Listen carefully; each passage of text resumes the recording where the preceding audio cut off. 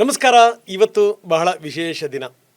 ಒಂದು ಮಾತಿದೆ, ಇದು ಭಾಗ್ಯ ಇದು ಭಾಗ್ಯ ಇದು ಭಾಗ್ಯವಯ್ಯ ಅಂತಾರೆ ದಾಸರು. ಅಂದರೆ ಕೆಲವರ ಅನುಗ್ರಹ ಸಿಕ್ಕಂಥ ಸಂದರ್ಭದಲ್ಲಿ ಈ ಮಾತುಗಳು ಅತ್ಯಂತ ಸಹಜವಾಗಿ ಬರ್ತವೆ. ಯಾಕಂದರೆ ಇವತ್ತು ನಮ್ಮ ಎದುರುಗಡೆಗೆ ಕೂತಿರುವಂಥ ವ್ಯಕ್ತಿ ಸಾಮಾನ್ಯ ವ್ಯಕ್ತಿಯಲ್ಲ, ಅದೊಂದು ಅದ್ಭುತವಾದಂಥ ವ್ಯಕ್ತಿತ್ವ. ಅವರ ಮಾತುಗಳನ್ನು ಕೇಳಿ ಅದೆಷ್ಟು ಜನ ಬದಲಾದರು, ಅದೆಷ್ಟು ಜನ ಸರಿದಾರಿಗೆ ಬಂದರು, ಅದೆಷ್ಟು ಜನ ಸಾಧನೆ ಮಾಡಿದರು. ಹೀಗಾಗಿಯೇ ಬೇರೆ ಬೇರೆ ರಾಷ್ಟ್ರಗಳ ಯೂನಿವರ್ಸಿಟಿಗಳು ಕೂಡ ಅವ್ರನ್ನ ಕೈ ಬೀಸಿ ಕರೀತವೆ, ದಯವಿಟ್ಟು ಬನ್ನಿ ನಮ್ಮ ಹತ್ರ ಪಾಠ ಮಾಡಿ ಅಂತೇಳಿ ಅಂತ. ಇನ್ನು ಬಿಡಿ ಸಂಘ ಸಂಸ್ಥೆಗಳು, ಶಾಲೆಗಳು, ಮಠಮಾನ್ಯಗಳು ನಿರಂತರವಾಗಿ ಅವ್ರನ್ನ ಕರಿತಾನೇ ಇರ್ತವೆ. ಜೊತೆಗೇನೆಂದರೆ ಅವರು ಬರೆಯೋಕ್ಕೆ ಕೂತರೆ ಭಾಳ ಅದ್ಭುತವಾದಂಥ ಅಂಕಣಕಾರ. ಅದೆಷ್ಟು ಪುಸ್ತಕಗಳು ಬಂದಿದೆಯೋ ಏನೋ. ಜೊತೆಗೇನೆಂದರೆ ಅವ್ರು ಪಡೆದಿರುವಂಥ ಡಾಕ್ಟರೇಟ್ಗಳಿಗೂ ಕೂಡ ಏನು ಕೊರತೆ ಇಲ್ಲ. ಯಾರವರು? ನಮಗೆ ನಿಮಗೆಲ್ಲ ಪ್ರೇರೇಪಣೆ ಆಗಿರುವಂಥವರು ಡಾಕ್ಟರ್ ಗುರುರಾಜ್ ಕರ್ಜಗಿಯವರು ನಮ್ಮ ಜೊತೆಗೆ ಇವತ್ತು. ಡಾಕ್ಟರ್ ಗುರುರಾಜ್ ಕರ್ಜಗಿಯವರು ಇದ್ದಾರೆ. ಸರ್, ಕಾರ್ಯಕ್ರಮಕ್ಕೆ ತಮಗೆ ಸ್ವಾಗತ. ನಮಸ್ಕಾರ. ಎಂಥ ಅದ್ಭುತ ನೋಡಿ, ನಾವಿವತ್ತು ಚರ್ಚೆ ಮಾಡ್ತಿರುವಂಥದ್ದು ಪರೀಕ್ಷೆಯ ಬಗ್ಗೆ. ಯಾಕಂದರೆ ಪ್ರಧಾನಮಂತ್ರಿಗಳು ಪರೀಕ್ಷಾ ಪೇ ಚರ್ಚಾ ಮಾಡ್ತಾರಲ್ಲ, ನನಗನ್ನಿಸ್ತು ಮಕ್ಕಳುಗಳು ಯಾರನ್ನು ಕೇಳಿದಾಗಲೂ ತಂದೆ ತಾಯಿಗಳು ಒಂಥರ ಹೇಳ್ತಾಯಿದ್ರು, ಮಕ್ಕಳುಗಳು ಒಂಥರ ಹೇಳ್ತಾಯಿದ್ವು, ನಮಗೇನೋ ಟೆನ್ಷನ್ನು, ನಮ್ಮ ಮರೆತೋಗ್ಬಿಡುತ್ತೆ, ಅದನ್ನು ಗುರುಗಳಿಂದಲೇ ಹೇಳಿಸಿದ್ರೆ ಹೆಂಗಿರುತ್ತೆ ಅಂತ. ಯಾಕಂದರೆ ಅವರು ಬಹಳಷ್ಟು ಕಡೆ ಪಾಠ ಮಾಡಿರುವಂಥವ್ರು. ತುಂಬ ಜನ ಗೊತ್ತಿದೆ ಅವರಿಗೆ ವಿದ್ಯಾರ್ಥಿಗಳ ಮನಸ್ಥಿತಿ ಹೆಂಗೆ, ಆಮೇಲೆ ಈಗಿನ ಪರಿಸ್ಥಿತಿಗೆ ಮನಸ್ಥಿತಿಯನ್ನು ಹೆಂಗೆ ಬದಲಾಯಿಸಬೇಕು ಅದ್ರ ಬಗ್ಗೆ ಗುರುರಾಜ್ ಕರ್ಜಗಿಯವರು ಮಾತಾಡ್ತಾರೆ. ಸರ್, ಪರೀಕ್ಷೆಗಳು ಬರ್ತಾ ಇವೆ, ಈಗಾಗಲೇ ಕೆಲ ಪರೀಕ್ಷೆಗಳು ಶುರುವಾಗಿದೆ. ಇನ್ನು ಮುಂದೆ ಈಗ PUC, SSLC ಅವೆಲ್ಲ ಪರೀಕ್ಷೆಗೆ ತಯಾರಿ ಅನ್ನುವಂಥದ್ದು ಇದೆಯಲ್ಲ ಸರ್, ಅದೊಂದು ದೊಡ್ಡ ಅಗ್ನಿ ಪರೀಕ್ಷೆ. ಅದೇನು ಪರೀಕ್ಷೆ ಅಂದರೆ ನಾವು ಅಷ್ಟರ ಮಟ್ಟಿಗೆ ಭಯ ತಂದು ಇಟ್ಬಿಟ್ಟಿದ್ದೀವಿ. ಕೆಲವೊಂದು ಸರಿ ನೋಡ್ತಾ ಇರ್ತೀನಿ ನಾನು, ಮನೆಯಲ್ಲಿ ಮಕ್ಕಳುಗಳಿಗೆ ಪರೀಕ್ಷೆ ನಡೀತಿರುತ್ತೋ ಅಥವಾ ತಂದೆ ತಾಯಿಗಳೇ ಏನಾದರೂ ಅಗ್ನಿ ಪರೀಕ್ಷೆ ಎದುರಿಸ್ತಾ ಇದ್ದಾರನಪ್ಪ ಅಂತ ಅಷ್ಟರ ಮಟ್ಟಿಗೆ ಆಗಿರ್ತಾರೆ. ಪರೀಕ್ಷೆಯ ಸಂದರ್ಭ ವಿದ್ಯಾರ್ಥಿಗಳಿಗೆ ಏನು ಹೇಳ್ತೀರಿ? ಒಂದು ಪರೀಕ್ಷೆ ಅನ್ನೋದು ಒಂದು ಪ್ರಯತ್ನ, ಅದೇ ನನ್ನ ಜೀವನ ಅಲ್ಲ. ಮಕ್ಕಳಿಗೆ ಗೊತ್ತಾಗಬೇಕಾದದ್ದು. ನನಗೆ ಎಷ್ಟೋ ಸಲ ಸಂಕಟ ಆಗುತ್ತೆ. SSLCಯಲ್ಲಿ ಮಾರ್ಕ್ಸ್ ಕಮ್ಮಿ ಬಂತು ಅಂತ ನೇಣು ಹಾಕ್ಕೊಳ್ಳೋದು, PUCಯಲ್ಲಿ ಮಾರ್ಕ್ಸ್ ಬರಲಿಲ್ಲ ಅಂತ ನೇಣು ಹಾಕ್ಕೊಳ್ಳೋದು, ಅಮ್ಮ ಬೈದರು ಅಂತ ನೇಣು ಹಾಕ್ಕೊಳ್ಳೋದು, ಇದೆಲ್ಲ ನನಗೆ ಏನಾಗುತ್ತೆ ಗೊತ್ತಾ? ಸಂಕಟ ಆಗೋದೇನು ಅಂದರೆ, ಮಕ್ಕಳಿಗೆ ಹೇಳಬೇಕು, ಜೋರಾಗಿ ಹೇಳಬೇಕು ನಾವು, ನೀನು ಫೇಲ್ ಆದದ್ದು ಒಂದು ಪ್ರಯತ್ನದಲ್ಲಿ, ಜೀವನದಲ್ಲಲ್ಲ. ಜೀವನದಲ್ಲಿ ಲಕ್ಷಾಂತರ ಪರೀಕ್ಷೆಗಳು ಬರ್ತವೆ. ಇದು ಒಂದು ಪರೀಕ್ಷೆ, ಇನ್ನೊಂದು ಪರೀಕ್ಷೆ ಬರೀರಿ, ಇನ್ನೊಂದು ಪರೀಕ್ಷೆ ಬರೀರಿ. ಏನಾಗಬೇಕಾಗಿದೆ? ಯಾವಾಗ ನಾನು ಪರೀಕ್ಷೆನೇ ನನ್ನ ಅಂತಿಮ ಘಟ್ಟ ಅನ್ಕೋತೀನೋ ಆವಾಗ ಒತ್ತಡ ಜಾಸ್ತಿ ಆಗೋಕ್ಕೆ ಶುರು ಆಗುತ್ತೆ. ತಂದೆ ತಾಯಿಗೂ ಒತ್ತಡ, ಮಕ್ಕಳಿಗೂ ಒತ್ತಡ. ತಂದೆ ತಾಯಿಗಳು ಏನು ಮಾಡ್ತಾರೆ, ಮಗು ಫೇಲ್ ಆಗಿಟ್ರೆ ಏನು ಮಾಡೋದು, ಕಮ್ಮಿ ಮಾರ್ಕ್ಸ್ ಬಂದರೆ ಏನು ಮಾಡೋದು ಅಂತ ಅವ್ರು ಒತ್ತಡ, ಅಂತಿಮ ಘಟ್ಟಕ್ಕೆ ಆ ಮಟ್ಟಕ್ಕೆ ತರೋರೇ ತಂದೆ ತಾಯಿಗಳು. ತುಂಬ ಪ್ರೆಷರ್ ಕ್ರಿಯೇಟ್ ಮಾಡ್ತೀವಿ ನಾವು. ಮಕ್ಕಳಿಗೆ ಏನಾಗುತ್ತೆ, ಅಪ್ಪ ಅಮ್ಮ ಅಷ್ಟು ಆಸೆ ಇಟ್ಕೊಂಡಿದ್ದಾರಲ್ಲ, ಆಗದೆ ಹೋದರೆ ನಿರಾಶೆ ಆಗುತ್ತಲ್ಲ ಅವರಿಗೆ ಅಂತ ಒಂದು. ಅದನ್ನು ಶಾಲೆಯಲ್ಲೂ ಹಾಗೆ ಮಾಡ್ತಾರೆ. ಶಾಲೆಯಲ್ಲಿ ಕೂಡ ಹಾಗೇ 98% ಬರಬೇಕು, 99% ಬರಬೇಕು. ಅದು ಏನು ಅರ್ಥವೇ ಇಲ್ಲ. ಅದಕ್ಕೆ ಮಾರ್ಕ್ಸಿಗೆ ಒಂದು ಮಾತು ಹೇಳ, ನಾನು SSLCಗೆ ಮಾರ್ಕ್ಸ್ ಬರಬೇಕು ಅಂತ ಒದ್ದಾಡ್ತಾರೆ. ಆಯ್ತು, SSLC ಮುಗೀತು, ಆ ಮಾರ್ಕ್ಸ್ಗೆ ಏನಾದರೂ ಅರ್ಥ ಇದೆಯಾ? PUCಗೆ ಹೋದ್ಮೇಲೆ SSLC ಮಾರ್ಕ್ಸ್ ಕಾರ್ಡ್ ಬೇಕಾಗಿಲ್ಲ ನನಗೆ. PUC ಹಾಗೆ ಓದಿ 98% ತೊಗೊಂಡೆ, ಯಾವುದೋ ಒಂದು ಕೋರ್ಸಿಗೆ ಹೋದೆ, PUC ಮಾರ್ಕ್ಸಿಗೆ ಬೆಲೆ ಇಲ್ಲ ಅವಾಗ ಅಲ್ವಾ? ಅಂದರೆ ಪ್ರತಿ ಸಲ ಒಂದು ಮೈಲಿಗಲ್ಲಿದ್ದ ಹಾಗೆ ಅಷ್ಟೇ, ಡೆಸ್ಟಿನೇಷನ್ ಅಲ್ಲ, ಗುರಿ ಅಲ್ಲ, ಅದು ಒಂದು ಮೈಲಿಗಲ್ಲ ಅಷ್ಟೇ. ಅದರಿಂದ ನಾನು ಇನ್ನೊಂದು ಹೇಳೋದು, ನಾನು ನೋಡಿದ್ದೀನಿ ಸಾಕಷ್ಟು ನನ್ನ ಜೀವನದಲ್ಲಿ. ಪ್ರತಿ ವರ್ಷ ಫಸ್ಟ್ ರ್ಯಾಂಕ್ ಬಂದು ಜೀವನದಲ್ಲಿ ಮೂರ್ಖರಾಗಿದ್ದವ್ರನ್ನೂ ಕಂಡಿದ್ದೇನೆ. ನೋಡಿ, ಪರೀಕ್ಷೆದಲ್ಲಿ ರ್ಯಾಂಕ್ ಬರದೆ ಜೀವನದಲ್ಲಿ ಸಕ್ಸಸ್ ಆದವ್ರನ್ನೂ ಕಂಡಿದ್ದೀವಿ. ನನಗೆ ಅರ್ಥ ಆದದ್ದು ಇದು, ಪರೀಕ್ಷೆ ಮಾರ್ಕ್ಸಿಂದ ಯಾರೂ ದೊಡ್ಡವರಾಗಿಲ್ಲ, ಮನೋಧರ್ಮದಿಂದ ದೊಡ್ಡವರಾಗಿದ್ದಾರೆ. ಯಾರು ಮನಸ್ಸನ್ನು ಗಟ್ಟಿ ಮಾಡ್ಕೋತಾರೋ ಅವ್ರು ದೊಡ್ಡವರಾಗಿದ್ದಾರೆ. ಯಾರು ಮನಸ್ಸಲ್ಲಿ ಸ್ಪಷ್ಟತೆ ಇಟ್ಕೊಂಡು ದೊಡ್ಡವರಾಗಿದ್ದಾರೆ. ಮಾರ್ಕ್ಸ್ ಕಾರ್ಡ್ ಕೊಳ್ಳೆ ಹಾಕೊಂಡು ಅಡ್ಡಾಡೋಕ್ಕಾಗತ್ತಾ? ಬೋರ್ಡ್ ಹಾಕ್ಕೊಂಡು ನಾನು 98% ಅಂತ ಏನು ಅರ್ಥವೇ ಇಲ್ಲ. ಈಗ ಕೆಲ ಸ್ಟೂಡೆಂಟ್ಸ್ಗಳು ಪ್ರಶ್ನೆ ಕೇಳಿದ್ದಾರೆ. ಆ ಸ್ಟೂಡೆಂಟ್ಸ್ಗಳು ಅದನ್ನು ಪ್ಲೇ ಮಾಡ್ತೀನಿ, ಅದಕ್ಕೆ ಅವರು ನಿಮ್ಮಿಂದ ಉತ್ತರವನ್ನು ಬಯಸ್ತಾ ಇದ್ದಾರೆ. ಇಲ್ಲೇನು ಅಂದರೆ ಅವ್ರ ಹೆಸರು ಹಿಡಿದು ಹೇಳಿದ್ರೆ ಅವ್ರಿಗೆ ಇನ್ನೊಂದಿಷ್ಟು ಜಾಸ್ತಿ ಅವ್ರಿಗೆ ನಿಮಗೆ ಅವ್ರಿಗೆ ಖುಷಿಯಾಗುತ್ತೆ. ಈ ಹುಡುಗಿ, ಇವಳ ಹೆಸರು ಮನ್ವಿತಾ ಅಂತ. ಮನ್ವಿತಾ ಅವಳದ್ದು ಫಸ್ಟ್ ಪ್ರಶ್ನೆ. ನಮಸ್ತೆ ಸರ್, ನನ್ನ ಹೆಸರು ಮನ್ವಿತಾ. ನಾನು 10th ಸ್ಟ್ಯಾಂಡರ್ಡ್ CBSEಲಿ ಓದ್ತಾ ಇದ್ದೀನಿ. ನಾನು ಸ್ಟಾರ್ಟಿಂಗ್ 10th 100% ಎಫರ್ಟ್ಸ್ ಮತ್ತು ಹಾರ್ಡ್ ವರ್ಕ್ ಮಾಡಿ ಬೋರ್ಡ್ ಎಕ್ಸಾಮ್ಗೆ ಪ್ರಿಪೇರ್ ಆಗಿದ್ದೀನಿ. ಬಟ್ ಎಕ್ಸಾಮ್ ಟೈಮಲ್ಲಿ ಪೇಪರ್ ನೋಡಿದ ತಕ್ಷಣ ಟೆನ್ಷನ್ ಮತ್ತು ಕನ್ಫ್ಯೂಷನ್ಸ್ ಆಗುತ್ತೆ. ಇದಕ್ಕೆ ನಿಮ್ಮ ಕಡೆಯಿಂದ ಏನಾದರೂ ಸಜೆಷನ್ಸ್ ಹೇಳ್ಬೋದಾ? ಮನ್ವಿತಾ, ನೀನು ಹೇಳಿ ಸರಿಯಮ್ಮ. ಅದು ಕೆಲವು ಜನ ನಂಬಲ್ಲ, ಕೆಲವರು ಹೇಳಿದೆ ಅದು ಹೆಂಗೆ ಮರ್ತು ಹೋಗುತ್ತೆ ಅಂತ ಹೇಳ್ತಾರೆ. ಮರೆಯೋದು ನಿಜ. ಅದು ನಾನು ಆಗಲೇ ಹೇಳಿದೆ, ಪರೀಕ್ಷೆಗೆ ಹೋದಾಗ ಟೆನ್ಷನ್ ಆಗುತ್ತೆ. ಹೇಗಾಗತ್ತೆ ಹೇಳ, ಒಂದು ಹಾಲಲ್ಲಿ 40 ಜನ ಮಕ್ಕಳು ಕೂತಿರ್ತಾರೆ, ಒಬ್ಬರೇ ಎಕ್ಸಾಮಿನರ್ ಬರ್ತಾರೆ, ಬರ್ತಾರೆ, ಇನ್ವಿಜಿಲೇಟರ್ ಬರ್ತಾರೆ. ಒಮ್ಮೆ 40 ಎಸೆಯೋಕ್ಕಾಗಲ್ಲಲ್ಲ, ಹಿಂಗೆ ಕೊಟ್ಕೊಂಡ್ಬರ್ತಾರೆ. ಇಲ್ಲಿ ಕೂತವನ ಗತಿ ಏನು? ಕೊನೆಗೆ ಕೂತವನು ಅವನೇನು ಮಾಡ್ತಾನೆ ಗೊತ್ತಾ, ಮೊದಲು ಯಾರು ಸಿಕ್ಕಿದೆ ಅವ್ರ ಮುಖ ನೋಡ್ತಿರ್ತಾನೆ. ಕ್ವಶನ್ ಪೇಪರ್ ಸಿಕ್ಕವ್ರಿಗೆ ಅವ್ರು ನಕ್ರೆ ಪೇಪರ್ ಈಸಿ ಇದೆ, ಅವ್ನ ಮುಖ ಗಂಟಕೊಂಡ್ರೆ ಅಯ್ಯೋ ಪೇಪರ್ ಕಷ್ಟ ಇದೆ, ಓಂ ನಮ ಶಿವಾಯ ಶ್ರೀ ರಾಘವೇಂದ್ರ ಏನಮ್ಮ ಬರೆದು ಕೂತ್ಕೋತಾರೆ. ಟೆನ್ಷನ್ ತುಂಬ ಬೇಕಿ ಆಗಿಬಿಡುತ್ತೆ. ಅದು ಬೇಡ, ಟೆನ್ಷನ್ ಮಾಡ್ಕೊಳ್ಳೋದು ಬೇಕಿಲ್ಲ. ಅದಕ್ಕೇನು ಮಾಡಬೇಕು ಒಂದು ಟೆಕ್ನಿಕ್ ಹೇಳ್ಕೊಡ್ತೀನಿ ನಾನು, ಸಿಂಪಲ್. ಇದನ್ನು ಎಲ್ಲರೂ ಕಾಣಿಸ್ಬೇಕು. ಹೀಗೆ ಕೈ ಹಿಡ್ಕೋಬೇಕು, ಹೀಗೆ ಜೋರಾಗಿ ಪ್ರೆಸ್ ಮಾಡಬೇಕು. ಸೀದಾ ಕೂತ್ಕೋಬೇಕು. ಬೆಂಚಲ್ಲಿ ಕೂತ್ಕೊಂಡಿರ್ತಾರೆ ಮಕ್ಕಳು, ಸೀದಾ ಕೂತ್ಕೊಂಡು, ಅಂದರೆ ಶ್ವಾಸ ಚೆನ್ನಾಗಿ ಆಗಬೇಕು ಅಂತ ನೇರವಾಗಿ ಕೂತ್ಕೊಂಡು ಕೈ ಹಿಡ್ಕೊಂಡು ಜೋರಾಗಿ ಪ್ರೆಸ್ ಮಾಡಬೇಕು, ಬಿಡಬೇಕು, ಪ್ರೆಸ್ ಮಾಡಬೇಕು, ಬಿಡಬೇಕು 3 ಸಲ. ಅದೇ ಸಲ 3 ಸಲ ದೀರ್ಘ ಶ್ವಾಸ ತೊಗೋಬೇಕು. Deep breath, hold it for about 4 seconds and slowly release it. ನೀವು ಟ್ರೈ ಮಾಡಿ ನೋಡಿ. 3 ಸಲ ಡೀಪ್ ಬ್ರೆತ್ ತೊಗೊಂಡ್ಬಿಟ್ಟು, ದೀರ್ಘ ಶ್ವಾಸ ತೊಗೊಂಡ್ಬಿಟ್ಟು 3 ಸಲ ಹಿಂಗೆ ಪ್ರೆಸ್ ಮಾಡಿ ಕೈ ಉಜ್ಕೊಂಬಿಡಿ. 90% ಟೆನ್ಷನ್ ಹೋಗ್ಬಿಡುತ್ತೆ. ಇವೆಲ್ಲ ಟೆನ್ಷನ್ ಪಾಯಿಂಟ್ಸ್, ಈ ಪ್ರೆಷರ್ ಪಾಯಿಂಟ್ಸ್ ಅಂತ ಕರೀತಾರೆ. ಅದಕ್ಕೆ ನೋಡಿ, ಸಡನ್ನಾಗಿ ಗಾಬರಿ ಆದಾಗ ನಾವು ಕೈ ಹಿಂಗೆ ಮುಚ್ಚಿಸ್ಕೊಂಡು ಮಾಡ್ತೀವಿ. ಅಂದರೆ ದೇಹಕ್ಕೆ ಗೊತ್ತಿದೆ ಇಲ್ಲೆಲ್ಲೋ ಇದೆ ಅಂತ, ಕೈ ಇಸ್ಕೊಳ್ತೀವಿ. ಈಗ ಅದಕ್ಕೆ ನಾವು ಅಕ್ಯುಪ್ರೆಷರ್ ಥಿಯರಿಯಲ್ಲಿ ಕೂಡ ಹೇಳ್ತಾರೆ, ಇಲ್ಲಿ ಈ ಜಾಗ ಇದೆಯಲ್ಲ, ನಿಮ್ಮ ತಲೆನೋವು ಬಂದರೆ ಪ್ರೆಸ್ ಮಾಡಿಕೊಂಡು ತಲೆನೋವು ಹೋಗುತ್ತೆ, ಈ ನರ ಅಲ್ಲಿ ಹೋಗುತ್ತೆ ಅಂತ ಅದರ ಕಂಡು ಹಿಡಿದಿದ್ದಾರೆ. ಅದಕ್ಕೆ ಈಗ ಪ್ರಪಂಚದಾದ್ಯಂತ ಬಹುದೊಡ್ಡ ಮಾತುಗಾರರಿಗೆ ಏನು ಮಾಡ್ತಾರೆ, ಸ್ಟೇಜ್ ಮೇಲೆ ಹೋದಾಗ ಸಾವಿರಾರು ಜನ ಕೂತಿರ್ತಾರೆ ಮುಂದೆ, ಎಲ್ಲರೂ ಫಸ್ಟ್ ನಿಂತ್ಕೊಳ್ಳೋದು ಹೀಗೇನು ಇಟ್ಕೊಂಡಿರ್ತಾರೆ ಕೈ. ನೋಡ್ಬೇಕು ನೀವು, ಯಾರಾದರೂ ದೊಡ್ಡವ್ರು ನೋಡಿ ಹಿಂಗೆ ಇಟ್ಕೋತಾರೆ, ಹಿಂಗೆ ಮಾಡಿ ಮುಂದೆ ಕೈ ಬಿಚ್ಚಿ ಮಾತಾಡ್ತಾರೆ. ಅದು ಕಲಿಸ್ತಾರೆ, ನಮ್ಮ ಮಕ್ಕಳಿಗೆ ಕಲಿಸ್ಬೇಕು ಅದನ್ನು ನಾವು. ಪರೀಕ್ಷೆಗೆ ಹೋದಾಗ ಟೆನ್ಷನ್ ಖಂಡಿತ ಆಗುತ್ತೆ ಮನ್ವಿತ, ತಲೆ ಕೆಡಿಸ್ಕೋಬೇಡ. ಅದು ಒಂದು ಹೇಳ್ತೀನಿ, ಟೆನ್ಷನ್ ಆಗೋದು ಯಾಕಾಗತ್ತೆ ಅಂತ 2 ಕಾರಣಕ್ಕಾಗತ್ತೆ. ಒಂದು, ನಾನು ಸರಿಯಾಗಿ ಪ್ರಿಪೇರ್ ಆಗದೆ ಹೋದರೆ ಟೆನ್ಷನ್ ಆಗುತ್ತೆ. ಪರೀಕ್ಷೆ ಮನೆಗೆ ಹೋಗೋಕ್ಕೇನು ಟೆನ್ಷನ್ ಆಗಲ್ಲ, ಯಾಕೆ ಮನೆ ಎಲ್ಲಿದೆ ಅಂತ ಗೊತ್ತಿದೆ. ಯಾರೋ ಮನ್ವಿತಾನ ಕಣ್ಣು ಕಟ್ಟಿ ಕೆನಡಿ ಏರ್ಪೋರ್ಟ್ ನ್ಯೂಯಾರ್ಕ್ಗೆ ಕರ್ಕೊಂಡೋಗಿ ಮನೆಗೆ ಹೋಗುವಂಥ ಟೆನ್ಷನ್ ಆಗಲ್ವಾ? ಅಂದರೆ ಟೆನ್ಷನ್ ಆಗೋದು ಯಾವಾಗ? ಅನಿಶ್ಚಿತತೆ ಇದ್ದಾಗ, ಗೊತ್ತಿಲ್ಲದೆ ಹೋದಾಗ ಟೆನ್ಷನ್ ಆಗುತ್ತೆ. ನಾನು ವಿಷಯ ಚೆನ್ನಾಗಿ ಓದ್ಕೊಂಡಿದ್ದಾಗ ಟೆನ್ಷನ್ ಆಗಲ್ಲ, ಮೊದಲೇ ಭಾಗ. ಇದು ವಿಷಯದ ಬಗ್ಗೆ ಸಂಬಂಧಪಟ್ಟದ್ದು. 2ನೇದು ಮನಸ್ಸಿಗೆ ಸಂಬಂಧಪಟ್ಟದ್ದು.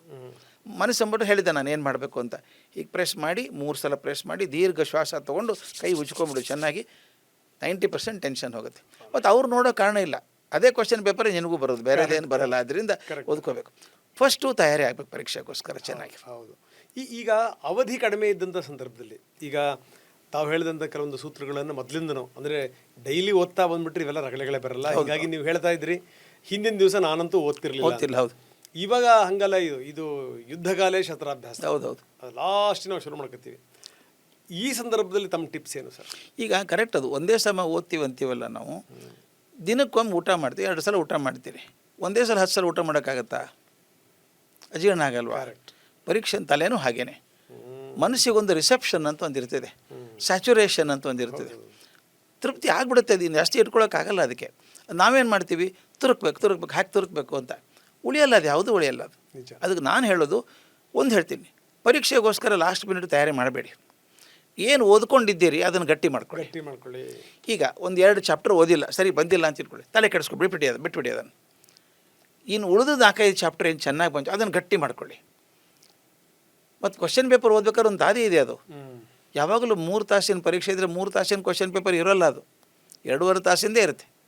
ಅಲ್ಲಿ ಟೈಮ್ ಕೊಟ್ಟಿರ್ತಾರೆ, ಪ್ರಶ್ನೆ ಪತ್ರಿಕೆ ಓದೋದಕ್ಕೆ, ಮನಸ್ಸು ಮಾಡ್ಕೊಳ್ಳೋದಕ್ಕೆ ಎಲ್ಲ ಟೈಮ್ ಕೊಟ್ಟಿರ್ತಾರೆ. ನಂಬರ್ ಬರೀಬೇಕು, ಅದೆಲ್ಲ ಇರ್ತದೆ.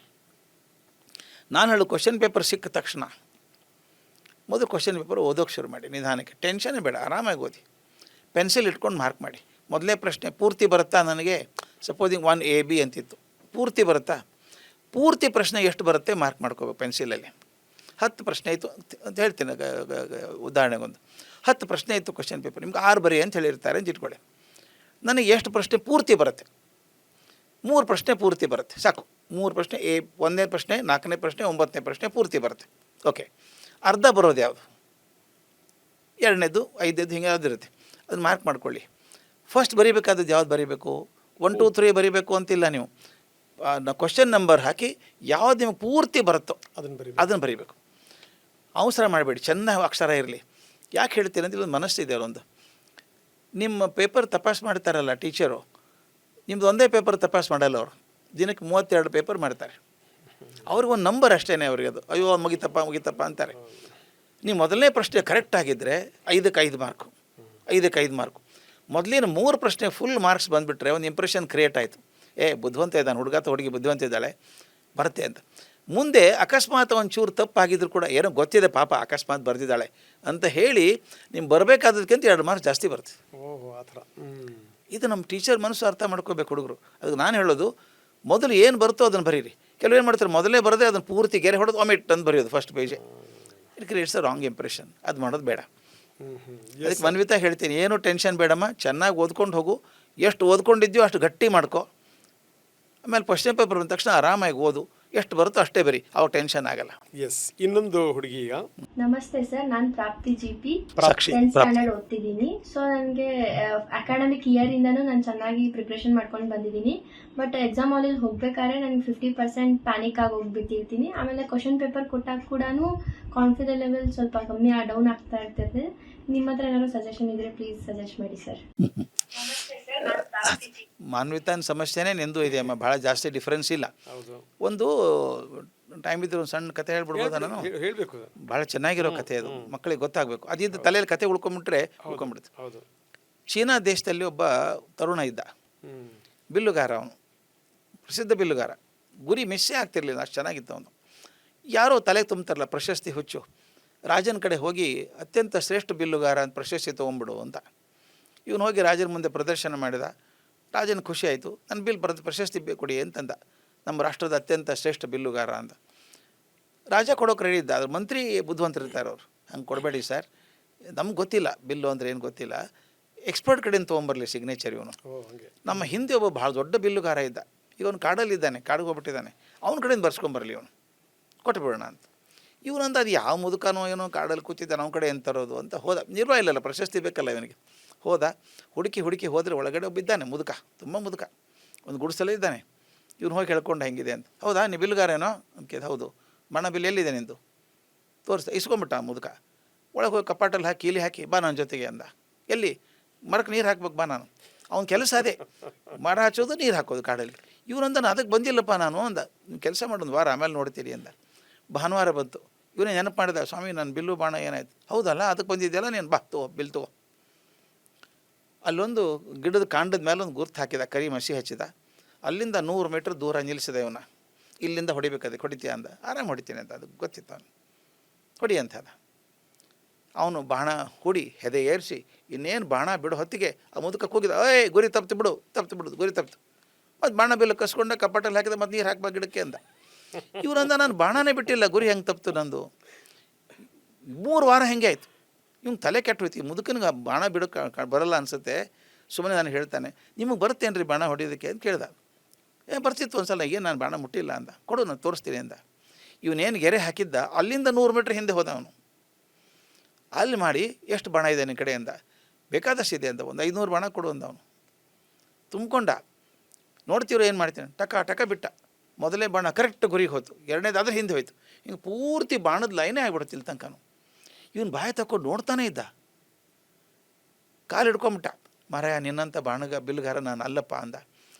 ನೀನು ಹೆಂಗೆ ಮಾಡಿದೆ? ನನಗೆ ನೀನು ಡಿಫ್ರೆನ್ಸ್ ಏನು ಅನ್ನಿಸ್ತು ಅಂತ ಮುದುಕ ಕೇಳಿದ. ನಿನಗೆ ಯಾಕೆ ಕೊಡಲಿಲ್ಲ ಗೊತ್ತಾ? ಪ್ರತಿ ಸಲ ಗುರಿ ತಪ್ಪಿತು ಅಂತ ಯಾಕೆ ಹೇಳಿದೆ ಗೊತ್ತಾ? ವ್ಯತ್ಯಾಸ ಕಾಣ್ತಾ ಅಂತ. ಹುಡುಗ ಹೇಳಿದ, ಹೌದು ಗೊತ್ತಾಯ್ತು ನನಗೆ. ನೀನು ಎಷ್ಟು ನಿರಾಳವಾಗಿ ಬಿಡ್ತಾ ಇದ್ದೆ, ಟೆನ್ಷನ್ನೇ ಇರಲಿಲ್ಲ. ನಾನು ತುಂಬ ಟೆನ್ಷನ್ ಮಾಡ್ಕೊಂಡು ತಪ್ಪಿಸ್ಬಾರ್ದು ಅಂತ ಹೊಡಿತಿದ್ದೆ. ಎಲ್ಲಿ ಗುರಿ ತಪ್ಪಬಾರ್ದು ಅಂತ ಭಾಳ ಟೆನ್ಷನ್ ಆಗುತ್ತೋ ಕೈ ನಡುಗುತ್ತೆ. ನಿನಗೆ ಅಷ್ಟು ನಿರಾಳವಾಗಿ ಬಿಡ್ತಿದ್ದೆಲ್ಲ. ಅವ್ನು ಹೇಳ್ದ, ನಾನು ಬಿಡ್ತೀನಿ ನೋಡಿ ಈಗ ಅಂತ ಹೇಳ್ದ. ನೋಡೊಂದು ಕೆಲಸ ಮಾಡ್ತೀನಿ, ಆ ಬೆಟ್ಟದ ತುದಿ ಇದೆ, ಕೋಡುಗಲ್ಲಿದೆ, ಹೇಗೆ ಕೆಳಗೆ 3000 ಅಡಿ ಪ್ರಪಾತ ಇದೆ. ಅವ್ನು ಹೇಳ್ದ, ಹುಡುಗ ನೀನು ಕೆಲಸ ಮಾಡು, ನೀನು ಓಡು, ಆ ಕೋಡುಗಲ್ಲ ಮೇಲೆ ಹೋಗಿ ನಿಂತ್ಕೋ. ಹೇಗೆ ನಿಂತ್ಕೋಬೇಕಂದ್ರೆ ನಿನ್ನ ಪಾದ ತುದಿ ಮಾತ್ರ ಇರಬೇಕು, ಇದ್ರೊಳಗೆ ಹಿಂಬಳೆಲ್ಲ ಹೊರಗೆ ಇರಬೇಕು. ನಿಂತ್ಕೊಂಡು ಆಕಾಶದಲ್ಲಿ ನೋಡಿ ಹದ್ದು ಹಾರತ್ತಲ್ಲ, ಹದ್ದಿ ಹೊಡಿ ನೋಡು ಬಾಣ ಅಂತಂದ. ಇವು ನೋಡಿ ಹೋದ. ಮುಂದೆ ಬರ್ರಂತ ಗಾಳಿ ಬರ್ತಾಯಿತ್ತು, ಎದೆ ಹೊಡಿತು. ಆಗೋಲ್ಲ ನನಗೆ ಅಂತ ಬಂದ ಅವನು. ಮುದುಕ ಏನು ಮಾಡಿದೆ ಗೊತ್ತಾ? ಸರ್ರಂತ ಓಡ್ದ. ಓಡಿ ಆ ಬೆಟ್ಟದ ತುದಿಗೆ ಹೋದ. ನಿಂತ್ಕೊಂಡ ತುದಿಗೆ, ಬೆರಳು ನಿಂತ್ಕೊಂಡು ಹಿಂಬಳೆಲ್ಲ ಹಿಂದೆ ಇತ್ತು. ಇವನು ಕೂಕ್ಕೊಂಡು, ಹುಡುಗ ಬಾಣ ಬಿಲ್ಲ ಒಯ್ದಿಲ್ಲಲ್ಲ ನೀನು ಅಂದ. ಬೇಕಿಲ್ಲ ಅಂದ. ದುರ್ಗೊಟ್ಕೊಂಡು ಹಿಂಗೆ ಪಕ್ಷಿ ನೋಡಿದ, ಪಕ್ಷಿ ತಟ್ಟು ಬಿದ್ದು ಪತ್ತೆ ಬಿತ್ತು. ಅವ್ನು ಹೇಳ್ತಾನೆ, ನೋಡಪ್ಪ ನೀನು ಬಾಣ ಬಿಲ್ಲು ಗೆಲ್ಲಬೇಕಾಗಿಲ್ಲ, ನಿನ್ನ ಮನಸ್ಸು ಗೆಲ್ಲಬೇಕು ಮೊದಲು ನೀನು, ಆಮೇಲೆ ಬಾಣ ಬಿಲ್ಲು. ಉಪಕರಣಗಳು ಹೊರಗಿಂದು, ಒಳಗಿನ ಉಪಕರಣ ಇದೆಯಲ್ಲ ಅದನ್ನು ಶಾರ್ಪಾಗಿಟ್ಕೋ. ಅದನ್ನು ಮಕ್ಕಳಿಗೆ ಹೇಳಬೇಕೀಗ. ನೀವು ಹೊರಗಿಂದು ಅದೆಲ್ಲ ತಲೆ ಕೆಡಿಸ್ಕೋಬೇಡಿ, ಅವರು ಓದ್ತಾರೆ ಕಷ್ಟಪಡ್ತಾರೆ, ನೀವು ಪ್ರಿಪೇರ್ ಆಗಿ ಹೋಗಿ ಮನಸ್ಸನ್ನು ಹಗರಾಗಿ ಇಟ್ಕೊಳ್ಳಿ. ಮತ್ತು ಇನ್ನೊಂದು ಇಟ್ಕೋಬೇಕು, ಓದಿದ್ದೀನಿ ನಾನು ವಿಷಯ, ಓದಿದ ಅರ್ಥ ಆಗಿದೆ. ನಮ್ಮ ಪರೀಕ್ಷೆಗಳು ಎಷ್ಟು ಚೆನ್ನಾಗಿದ್ದಾವೆ ಅಂದರೆ ನಿಮ್ಮ ಟೆಕ್ಸ್ಟ್ ಬುಕ್ ಬಿಟ್ಟು ಇನ್ನೇನೂ ಕೇಳಲ್ಲ ಅವರು. ಅಕಸ್ಮಾತ್ ಒಂದು ಅರ್ಧ ಮಾರ್ಕಿನ ಕೇಳಿದ ಶಿಕ್ಷಕರು ಹೊಡೆದಾಡಿ ತೆಗೆಸ್ತಾರೆ, ಅದನ್ನು ಬೇರೆ ಮಾಡ್ತಾರೆ. ಆದ್ದರಿಂದ ಚಿಂತೆ ಬೇಡ, ಇರೋದೇ ಎಷ್ಟು ಪುಸ್ತಕ, ಅಷ್ಟು ಚೆನ್ನಾಗಿ ಓದ್ಕೊಂಡ್ರೆ ಏನು ತೊಂದರೆ ಇದೆ ನನಗೆ, ಹೊರಗಿನ ಬರಲ್ಲಲ್ಲ.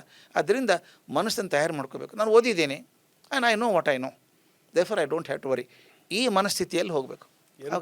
ಎಂಥ ಅದ್ಭುತವಾದಂಥ ಮಾತು. ನಾನು ರಕ್ಷಾರ್ 10ನೇ ತರಗತಿಯಲ್ಲಿ ಓದುತ್ತಿದ್ದೇನೆ. ನನ್ನ ಪ್ರಶ್ನೆ, ವಿದ್ಯಾರ್ಥಿಗಳು ಕಡಿಮೆ ಸಮಯದಲ್ಲಿ ಹೆಚ್ಚು ವಿಷಯಗಳನ್ನು ಹೇಗೆ ಓದಬಹುದು ಮತ್ತು ಓದಿದ ವಿಷಯಗಳನ್ನು ನೆನಪಿಟ್ಟುಕೊಳ್ಳುವುದು ಹೇಗೆ?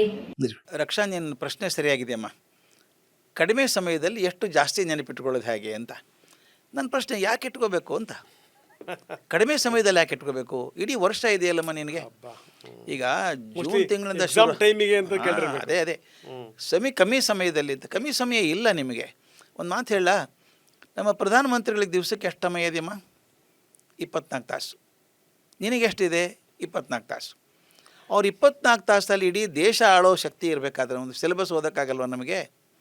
ಅಂದರೆ ನಾನು ಸರಿಯಾಗಿ ಕಮ್ಮಿಯ ಫೋಕಸ್ ಮಾಡಿಲ್ಲ, ಇರೋ ಸಮಯವನ್ನು ಸರಿಯಾಗಿ ಬಳಸ್ಕೊಂಡಿಲ್ಲ. ಜೂನ್ನಿಂದ ಫೆಬ್ರವರಿವರೆಗೂ ಸರಿಯಾಗಿ ಬಳಸ್ಕೊಂಡಿದ್ರೆ ಮಾರ್ಚ್ ತಿಂಗಳು ನನಗೆ ಗಾಬರಿ ಕೊಡಬೇಕಾಗಿಲ್ಲ. ಆದರೆ ನಾನು ಮಾರ್ಚಲ್ಲೇ ಎಲ್ಲ ಓದ್ತೀನಿ ಅಂದಾಗ ಆಗಲ್ಲ. ಈಗ ನಾನು 3 ದಿವಸದ ಊಟ ಒಮ್ಮೆ ಮಾಡ್ತೀನಿ ಅಂದರೆ ಆಗುತ್ತೇನಮ್ಮ? ಆಗಲ್ಲಲ್ಲ. ನಾನು ಯಾವ ಹೊತ್ತಿಗೆ ಮಾಡಬೇಕು ಅಷ್ಟೇ ಮಾಡಬೇಕು. ಆದ್ದರಿಂದ ದೇಹಕ್ಕೆ ಹೇಗೆ ಒಂದು ಮಿತಿ ಇದೆಯೋ, ಎಷ್ಟು ಆಹಾರ ತೊಗೋಬೇಕು ಅಂತ, ಹಾಗೆ ಬುದ್ಧಿ ಕೂಡ ಹಾಗೇ ಇದೆ. ಒಂದೇ ಸಲ ತುರ್ಕೊಂಡಾಗ ಇದ್ದಂಗೆ ಅನಿಸುತ್ತೆ, ತಲೆಯಲ್ಲಿ ಇದ್ದಂಗೆ ಅನಿಸುತ್ತೆ, 5 ನಿಮಿಷಕ್ಕೆ ಮಾಯಾಗಿ ಹೋಗ್ಬಿಡುತ್ತೆ, ಇರೋಲ್ಲ ಅದು. ಆದ್ದರಿಂದ ದಯವಿಟ್ಟು ನಾನು ಹೇಳೋದು, ಪ್ರಾರಂಭದಿಂದಾನೇ ನಿಮಗೆ ಗೊತ್ತಿರುತ್ತೆ ಪರೀಕ್ಷೆ ಮಾರ್ಚಲ್ಲಿದೆ ಅಂತ ಗೊತ್ತಿದೆ ಅಲ್ವಾ? ಮಾರ್ಚಲ್ಲಿ ಗೊತ್ತಿದ್ದಾಗ ನಿಮ್ಮ ಜೂನಿಗೆ ಗೊತ್ತದು ಮಾರ್ಚಿಗೆ ಪರೀಕ್ಷೆ ಇರುತ್ತೆ ಅಂತ. ಆವಾಗಿಂದಾನೇ ಎಷ್ಟೆಷ್ಟು ಸಿಲೆಬಸ್ ಕ್ಲಾಸಲ್ಲಿ ಮುಗಿಸ್ತಾರೋ ಮನೆಗೆ ಬಂದು ಓದಿ ಬರೆದು ಮನಸ್ಸಲ್ಲಿ ಇಟ್ಕೊಂಡು ಮಾಡ್ಕೊಂಡು ನೋಟ್ಸ್ ಮಾಡ್ಕೊಂಡಿದ್ರೆ ಮಾರ್ಚ್ ತಿಂಗಳ ಭಯ ಹುಟ್ಟಿಸೋದೇ ಇಲ್ಲ. ಅದರಿಂದ ಯಾವುದನ್ನು ಯಾವಾಗ ಮಾಡಬೇಕು ಆವಾಗೇ ಮಾಡಬೇಕಮ್ಮ. ಈಗ ಟ್ರೈನಿಗೆ ಹೋಗಬೇಕು, ನಾನು 10 ತಾಸು ಮೊದಲು ಹೋದರೆ ಪ್ರಯೋಜನ ಇಲ್ಲ, ಟ್ರೈನ್ ಹೋದ್ಮೇಲೆ ಹೋದರೂ ಪ್ರಯೋಜನ ಇಲ್ಲ. ಟ್ರೈನ್ ಹೋಗೋದಕ್ಕಿಂತ ಮೊದಲು ಅಲ್ಲಿ ಇರಬೇಕು ನಾನು. ಹಾಗೆ ನಿಮ್ಮ ಪರೀಕ್ಷಾ ಅನ್ನೋ ಟ್ರೈನ್ ಬರೋದಕ್ಕಿಂತ ಮೊದಲು ನೀವು ಸಿದ್ಧವಾಗಿರ್ಬೇಕು, ಬ್ಯಾಗ್ ಹಿಡ್ಕೊಂಡು. ಎಂಥ ಮಾತಿದು. ನನ್ನ ಹೆಸರು ಲೇಖನ ಎನ್, 10ನೇ ತರಗತಿ ಓದುತ್ತಿದ್ದೇನೆ. ನನ್ನ ಪ್ರಶ್ನೆ, ವಿದ್ಯಾರ್ಥಿಗಳಾದ ನಾವು ಅಂಕ ಗಳಿಸುವುದು ಮುಖ್ಯವೇ ಅಥವಾ ಜ್ಞಾನ ಸಂಪಾದನೆ ಮಾಡುವುದು ಮುಖ್ಯವೇ?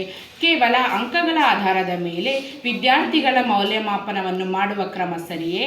ಬಹಳ ಒಳ್ಳೆ ಪ್ರಶ್ನೆ ಲೇಖನ ಕೇಳಿದ್ದು, ಬಹಳ ಪ್ರಶ್ನೆಮ್ಮ. ನಾವು ಬರೀ ಮಾರ್ಕ್ಸ್ ಬೆನ್ನು ಹತ್ತಿಬಿಟ್ಟಿದ್ದೀವಿ, ಎಲ್ಲ ಮಾರ್ಕ್ಸ್ವಾದಿಗಳಾಗಿಬಿಟ್ಟಿದ್ದೀವಿ. ಮಾರ್ಕ್ಸ್ ಬೆನ್ನು ಹತ್ತಿ ನಾವು ಒಂದು ಹೇಳ, ನಾನು ಮಾರ್ಕ್ಸ್ ತೊಗೊಂಡ್ರೇ ಜೀವನ ಆಗ್ತದೆ ಅಂತ ಇಲ್ಲ. ದಯವಿಟ್ಟು ಗಮನಿಸಿ, ಅಣ್ಣಾ ಹಜಾರೆಗೆ ಮಾರ್ಕ್ಸ್ ಬರಲಿಲ್ಲ ಶಾಲೆಗೆ, ಸಚಿನ್ ತೆಂಡೂಲ್ಕರ್ಗೆ ಮಾರ್ಕ್ಸ್ ಬರಲಿಲ್ಲ, ವಿರಾಟ್ ಕೊಹ್ಲಿಗೆ ಮಾರ್ಕ್ಸ್ ಬರಲಿಲ್ಲ, ರೋಹಿತ್ ಶರ್ಮಾಗೆ ಮಾರ್ಕ್ಸ್ ಬರಲಿಲ್ಲ. ದೊಡ್ಡವ್ರು ಆಗಿಲ್ವಾ? ಅತ್ಯಂತ ಸಣ್ಣ ವಯಸ್ಸಿನ ಭಾರತ ರತ್ನ ಅಲ್ಲೇನಮ್ಮ ಸಚಿನ್ ತೆಂಡೂಲ್ಕರ್ ಅಂದರೆ. ಮಾರ್ಕ್ಸ್ ನೋಡ್ಕೊಂಡು ಯಾರೂ ಜೀವನ ನಡೆಸಲ್ಲ. ಮಾರ್ಕ್ಸ್ ಎದಕ್ಕೆ ಪ್ರಯೋಜನ? ಮುಂದಿನ ಕೋರ್ಸಿಗೆ ಹೋಗೋದಕ್ಕೆ ಅಷ್ಟೇ ಪ್ರಯೋಜನ ಅದು. ಆದರೆ ಮುಂದಿನ ಕೋರ್ಸ್ ನಿನಗೆ ಪ್ರಯೋಜನ ಆಗೋದಿದ್ದರೆ ತಯಾರಿ ಮಾಡ್ಕೊಂಡಿರ್ತೀನಿ ಮೊದಲೇ ನಾನು ಅದಕ್ಕೋಸ್ಕರ ಅಲ್ವಾ? ಅದರಿಂದ ಒಂದು ಜ್ಞಾನಕ್ಕೋಸ್ಕರ ಶಿಕ್ಷಣ. ಒಂದು ಕೆಲವು ಮಾತನ್ನು ಹೊರಟಾಗಿ ಹೇಳಬೇಕಾಗತ್ತೆ ನಾನು. ಇತ್ತೀಚೆಗೆ ನಾವು ಪೇಪರಲ್ಲಿ ನೋಡಿದ್ವಿ, ಒಬ್ಬ ಮನುಷ್ಯ ಡಾಕ್ಟರ್ ಆಗಿದ್ದವನು ತನ್ನ ಹೆಂಡತಿಗೆ ತಾನೇ ಔಷಧಿ ಕೊಟ್ಟು ಕೊಲ್ತಾನೆ ಅಂತ. ಅವನು ಶಿಕ್ಷಣ ಪಡ್ಕೊಂಡವನಲ್ವಾ ಅಲ್ವಾ? ಡಾಕ್ಟರ್ ಆದವನು.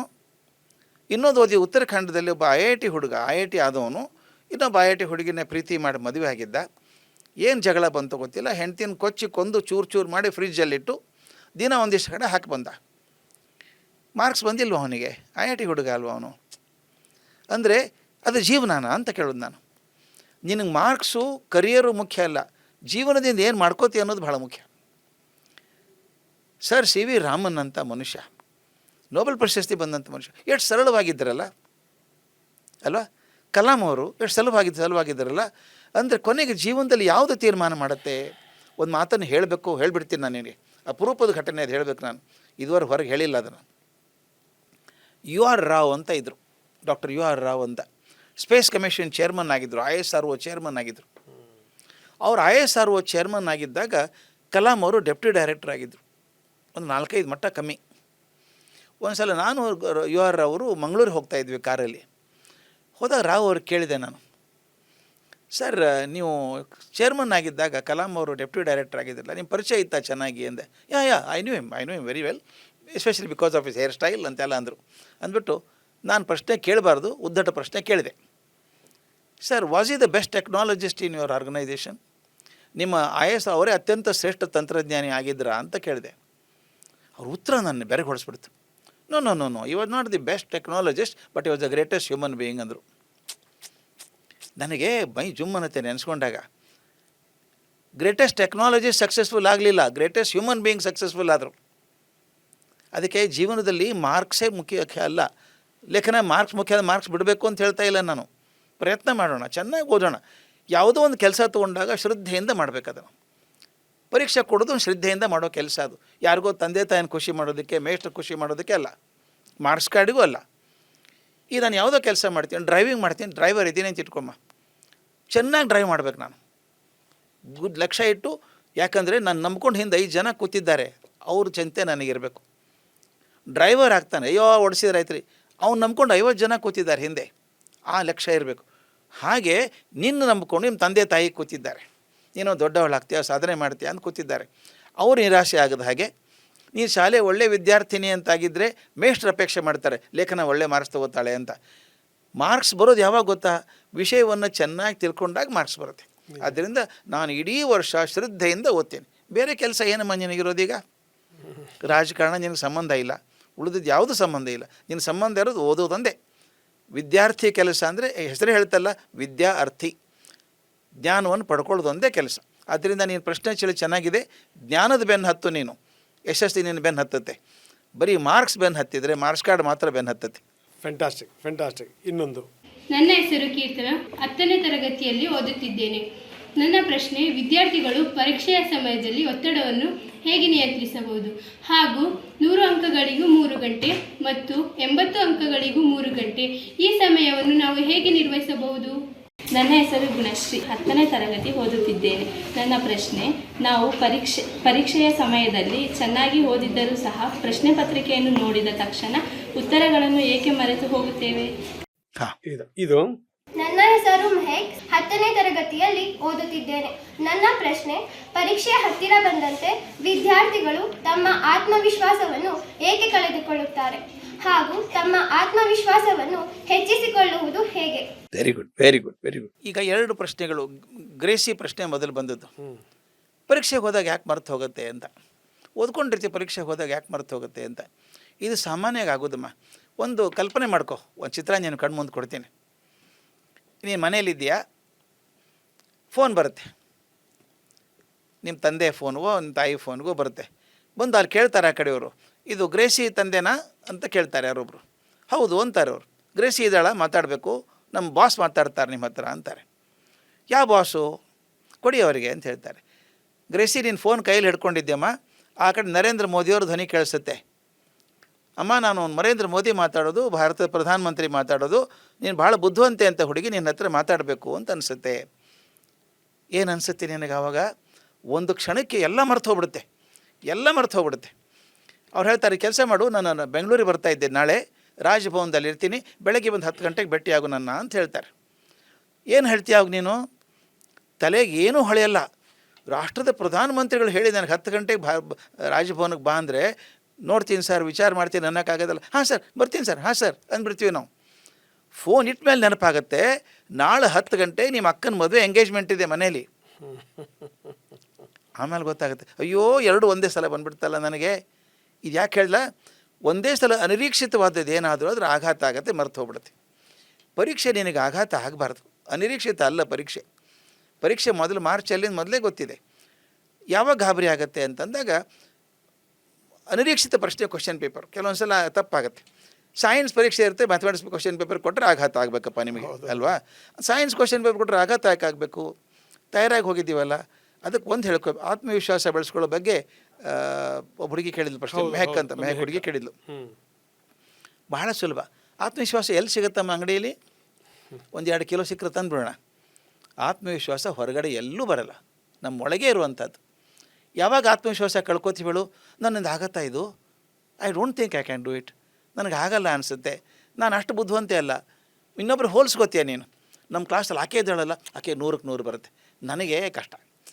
ಯಾವಾಗ ನೀನು ಮತ್ತೊಬ್ಬರು ಹೋಲಿಸ್ಕೊಂಡು ನೀನು ಸಣ್ಣವಳಾಗಿ ಮಾಡ್ಕೋತೀಯಲ್ಲ, ನಿನ್ನ ಆತ್ಮವಿಶ್ವಾಸ ಬಿದ್ದೋಗುತ್ತೆ. ಬೇಡ. ಇನ್ನೊಂದು ಹೇಳ, ನಾನು ಕಾಂಪಿಟೇಷನಿಂದ ಅರ್ಧ ಆತ್ಮವಿಶ್ವಾಸ ಹೋಗುತ್ತೆ. ಅವನು ನಂಬರ್ 1 ಬಂದಿದ್ದಾನೆ ಕ್ಲಾಸಿಗೆ, ನಾನು ನಂಬರ್ 2 ಇದ್ದೀನಿ, ಹೆಂಗಾದ್ರೂ ಹಿಂದೆ ಹಾಕ್ಬೇಕು ಅವನ.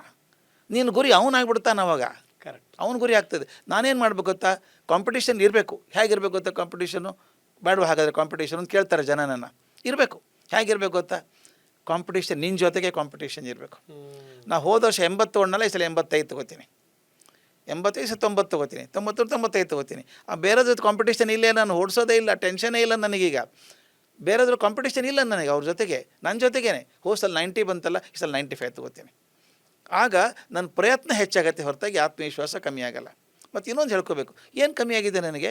What is wrong with me? Correct. ನನಗೇನು ಕಮ್ಮಿ ಇದೆ? ಒಂದು ಮಾತು ಹೇಳ, ನಾನು ಆತ್ಮವಿಶ್ವಾಸ ಬೆಳ್ಕೊಳ್ಳೋಕೆ ಒಂದೇ ಒಂದು ಹಾದಿ ಅಂದರೆ, ನೀವು ಯಾರನ್ನೂ ಹೋಲಿಸ್ಕೋಬೇಡ. ಯಾರನ್ನೂ ನೀನು ಅವ್ರಿಗೆ ಹೋಲಿಸ್ಕೊಂಡು ಅವರಷ್ಟು ಬುದ್ಧಿವಂತೆ ಅಲ್ಲ, ಆಕೆಯಾಗಿ ಹ್ಯಾಂಡ್ ರೈಟಿಂಗ್ ಇಲ್ಲ ನಂದು, ನನಗೆ ಅಷ್ಟು ಮಾರ್ಕ್ಸ್ ಬಂದಿಲ್ಲ. ಬೇಡ. ಯಾಕೆ ತಲೆ ಕೆಡಿಸ್ಕೊಳ್ಳೋದು ಮತ್ತೊಬ್ಬರ ಜೊತೆಗೆ? ನಿನ್ನ ಜೊತೆಗೆ ಕಾಂಪಿಟೇಷನ್ ಮಾಡ್ಕೊ, ಎಷ್ಟು ಬಂದು ಅದಕ್ಕೆ ಹೆಚ್ಚಿಗೆ ಮಾಡ್ಕೊ. ಮತ್ತು ಐ ಆಮ್ ಗುಡ್ ಇನಫ್, ನನಗೇನು ತೊಂದರೆ ಇಲ್ಲ. ಕರೆಕ್ಟ್. ಒಂದು ಮಾತು ಹೇಳ್ತಾರೆ, ಕಾರಲ್ಲಿ ಹೋಗೋರು ನೋಡಿ ದುಃಖ ಪಡೋದಕ್ಕಿಂತ ಕಾಲೇ ಇಲ್ದವ್ರು ನೋಡಿ ಸಂತೋಷ ಪಡಬೇಕು. ಎಂಥ ಮಾತು. ಕಾರಲ್ಲಿ ಹೋಗ್ತಿತ್ತು, ಅಯ್ಯೋ ನಮ್ಮ ಕಾರ್ ಇಲ್ಲ ಅನ್ನೋದಕ್ಕಿಂತ ಕಾಲೇ ಇಲ್ಲ ಪಾಪ ಅವನಿಗೆ, ನನ್ನ ಕಾಲಾದರೂ ಇದೆಯಲ್ಲ, ಆರಾಮಾಗಿ ಹೋಗ್ತೀನಿ. ಆದ್ದರಿಂದ ನಿನ್ನ ಮಾರ್ಕ್ಸ್ ಬಗ್ಗೆ ಜನ ಕೀಳರಿಮೆ ಬೇಡ, ಅವ್ರ ಜೊತೆ ಕಾಂಪಿಟೇಷನ್ ಬೇಡ. I am Gracy, I am good enough, I am Mehak, I am good enough, ನಾನು ಚೆನ್ನಾಗಿದೆ ನನಗೆ. ಮತ್ತು ಇನ್ನೊಂದು, ಯಾರು ಸ್ಪಷ್ಟ ಇಲ್ಲ, ಯಾರನ್ನೂ ಹಿಂದೆ ಹಾಕಬೇಕು ಅಂತಿಲ್ಲ ನನಗೆ. ಕರೆಕ್ಟ್. ಹೋಲಿಸ್ಕೊಂಡ ಕೀಳರಿಮೆ ಬರೋಕ್ಕೆ ಶುರು ಆಗುತ್ತೆ. ಕರೆಕ್ಟ್. ನಮಸ್ತೆ ಸರ್, ನನ್ನ ಹೆಸರು ಹರ್ಷಿತ್ ಗೌಡ ಅಂತ. ನಾನು sir M V PU college ದಾವಣಗೆರೆಯಿಂದ ಬಂದಿದ್ದೀನಿ. ನನ್ನ ಪ್ರಶ್ನೆ ಏನಂದರೆ, ನಾನು ಯಾವಾಗಲೂ ಓದ್ತಿರ್ತೀನಿ, ಆದರೆ ಕೆಲವೊಂದು ಪಾಯಿಂಟ್ಸು ಮರ್ತೋದಂಗೆ ಅನಿಸುತ್ತೆ. ಅದನ್ನು ಹೇಗೆ ಬಗೆಹರಿಸ್ಕೋಬೋದು ಅಂತ ಒಂದು ಪರಿಹಾರ ನೀಡಿ ಅಂತ.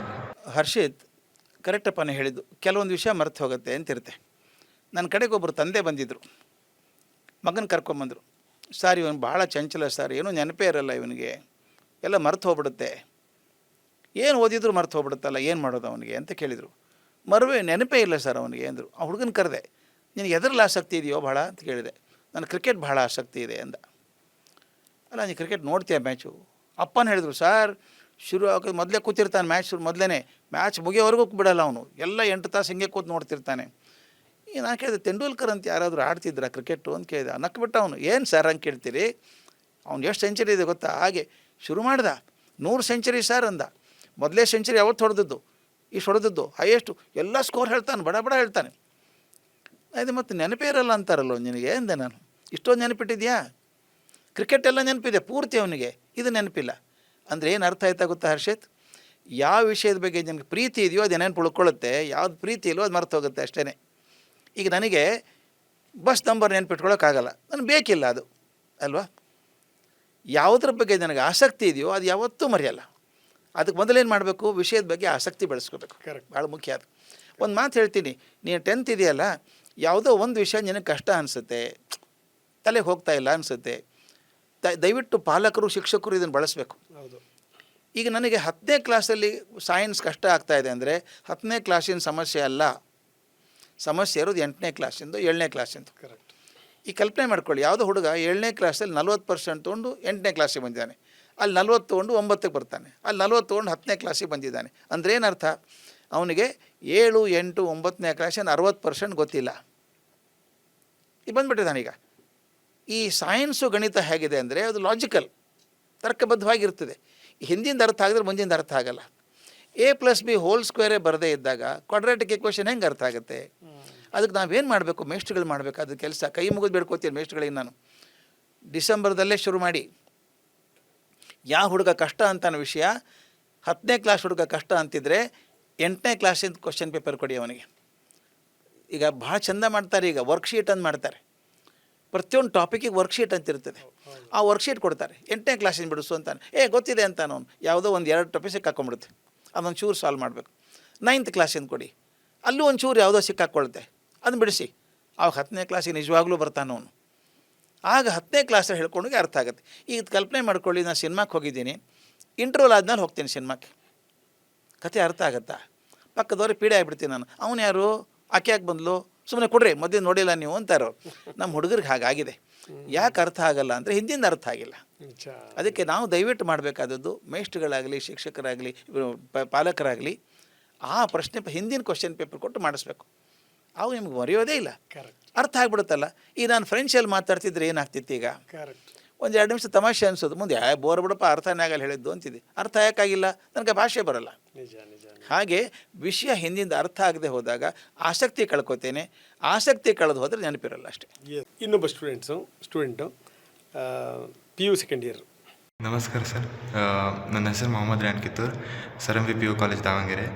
ನನ್ನೊಂದು ಪ್ರಾಬ್ಲಮ್ ಇತ್ತು ಸರ್. ಇದು ಒಂದು ಸಬ್ಜೆಕ್ಟ್ ಹಿಡ್ಕೊಂಡ್ರೆ ಇನ್ನೊಂದು ಸಬ್ಜೆಕ್ಟ್ ಹಿಡಿಬೇಕಂತ ಅನಿಸ್ತೈತಿ. ಎಕ್ಸಾಮ್ ಹತ್ತಿರ ಬರಕತ್ತಾವ, ಅದು ಟೆನ್ಷನ್ ಭಾರಿ ಆಗತೈತಿ. ಈ ಟೆನ್ಷನಿಂದ ಬೇರೆ ಸಬ್ಜೆಕ್ಟ್ ಓದ್ಬೇಕು ಅನಿಸ್ತೈತಿ, ಮತ್ತು ಆ ಸಬ್ಜೆಕ್ಟ್ ಮುಗಿಯಂಗಿಲ್ಲ, ಈ ಸಬ್ಜೆಕ್ಟ್ ಮುಗಿಯಂಗಿಲ್ಲ. ಫಿಸಿಕ್ಸ್ ಹಿಡಿದ್ರೆ ಕೆಮಿಸ್ಟ್ರಿ ಹಿಡಿಬೇಕು ಅನಿಸ್ತೈತಿ. ಈಗ ಟೆನ್ಷನ್ ಜಾಸ್ತಿ ಹಾಕ್ಕೊಂಡು ಹೋಗ್ತಾಯಿದ್ದೀವಿ, ಅದು ಮೋಟಿವೇಶನ್ ಕಮ್ಮಿ ಹಾಕ್ಕೊಂಡು ಹೋಗ್ತಾಯಿದೆ. ಈಗ ಹೆಂಗೆ ಇದೆಲ್ಲ ಹೆಂಗೆ ಕವರ್ ಮಾಡ್ಬೇಕು ಸರ್? ಅದಕ್ಕೆ ಒಂದು ಪರಿಹಾರ ಹೇಳ್ರಿ ಸರ್. Thank you sir. ಭಾಳ ಕರೆಕ್ಟ್ ಅದಿದೆ ಮೊಹಮ್ಮದ್, ಒಳ್ಳೆ ಪ್ರಶ್ನೆ ಕೇಳಿದ್ಯಪ್ಪ ನೀನು. ಏನು ಹೇಳಲ್ಲ ನಾನೀಗ, ಅನಿಸುತ್ತೆ ಫಿಸಿಕ್ಸ್ ಓದ್ತಿರ್ಬೇಕಾದ್ರೆ ಅಯ್ಯೋ ಕೆಮಿಸ್ಟ್ರಿ ಓದೇ ಇಲ್ಲಲ್ಲ ಅನಿಸುತ್ತೆ, ಕೆಮಿಸ್ಟ್ರಿ ಓದೋ ಅಯ್ಯೋ ಮ್ಯಾಥ್ಸ್ ತುಂಬ ಉಳ್ಕೊಂಬಿಟ್ಟಿದೆ ಅನಿಸುತ್ತೆ. ಕೆಲವ್ರಿಗೆ ಅನುಭವ ಇರ್ಬೇಕು, ನಿನಗೆ ಅನುಭವ ಇದೆ ಇಲ್ಲೋ ಗೊತ್ತಿಲ್ಲ. ಸ್ಕೂಟ್ರ್ ತೊಗೊಂಡು ಹೋಗ್ತಾರೆ ಆಫೀಸಿಗೆ, ಸ್ಕೂಟ್ರ್ ಪಾರ್ಕ್ ಮಾಡಿ ಆಫೀಸ್ಗೆ ಹೋಗ್ತಾರೆ. ಮೇಲೆ ಕೂತಾಗ ಅಯ್ಯೋ ಲಾಕ್ ಮಾಡಿದ್ನೇ ಇಲ್ಲೋ ಸ್ಕೂಟ್ರ್ ನಾನು ಅಂತ ಡೌಟ್ ಬರುತ್ತೆ, ಓಡಿ ಬರ್ತಾರೆ. ಹೆಣ್ಮಕ್ಳಿಗೆ ಜಾಸ್ತಿ ಇದು. ಆಫೀಸ್ಗೆ ಹೋದ್ಮೇಲೆ ಗ್ಯಾಸ್ ಆಫ್ ಮಾಡಿದ್ನೋ ಇಲ್ಲೋ ನಾನು, ಗ್ಯಾಸ್ ಆಫ್ ಮಾಡಿದ್ನಿಲ್ಲೋ. ಯಾಕೆ ಹಿಂಗೆ ಆಗುತ್ತೆ ಗೊತ್ತಾ? ನೀವು ಸ್ಕೂಟ್ರ್ ಲಾಕ್ ಮಾಡುವಾಗ ಆಫೀಸ್ ಬಗ್ಗೆ ಚಿಂತೆ ಮಾಡ್ತಾಯಿದ್ರಿ, ಆಫೀಸ್ಗೆ ಹೋದಾಗ ಸ್ಕೂಟ್ರ್ ಬಗ್ಗೆ ಚಿಂತೆ ಮಾಡ್ತೀರಿ. ಹೀಗೆ ಯಾವಾಗ ಮನಸ್ಸು ಹೀಗೆ ತೋಲಾಯಮಾನವಾಗಿ, ಅಂದರೆ ಮಾಡುವಾಗ ಲಕ್ಷ್ಯ ಇಲ್ಲದೆ ಮಾಡಿದಾಗ ಅದು ಯಾವಾಗಲೂ ಮತ್ತೊಮ್ಮೆ ನೆನಪಾಗುತ್ತೆ. ಫಿಸಿಕ್ಸ್ ಓದುವಾಗ ಕೆಮಿಸ್ಟ್ರಿ ಬಗ್ಗೆ ಚಿಂತೆ ಬೇಡ, ಕೆಮಿಸ್ಟ್ರಿ ಓದೋ ಫಿಸಿಕ್ಸ್ ಬಗ್ಗೆ ಚಿಂತೆ ಬೇಡ. ಒಂದು ಸಿಂಪಲ್ ಹೇಳ್ಕೊಡ್ತೀನಿ ನಿಮಗೆ, ಭಾಳ ಅನುಕೂಲ ಆಗುತ್ತೆ ಅದು. ಡಾಕ್ಟರ್ ರಾಜಾ ರಾಮಣ್ಣ ಅಂತ ಇದ್ದರು, ನೀವು ಕೇಳಿದ್ದೀರಲ್ಲ ಗೊತ್ತಿಲ್ಲ. ಬಹುದೊಡ್ಡ ಅಣುವಿಜ್ಞಾನಿ, ನನಗೆ ಮೇಷ್ಟ್ರಾದವರು, ನನ್ನ ಗುರುಗಳಾಗಿದ್ದವರು, PhD ಗೈಡ್ ಮಾಡಿದವರು, ಅವರು ಅದು ದೊಡ್ಡವರು. ಅವರೊಂದು ಹೇಳ್ಕೊಡ್ತಿದ್ರು.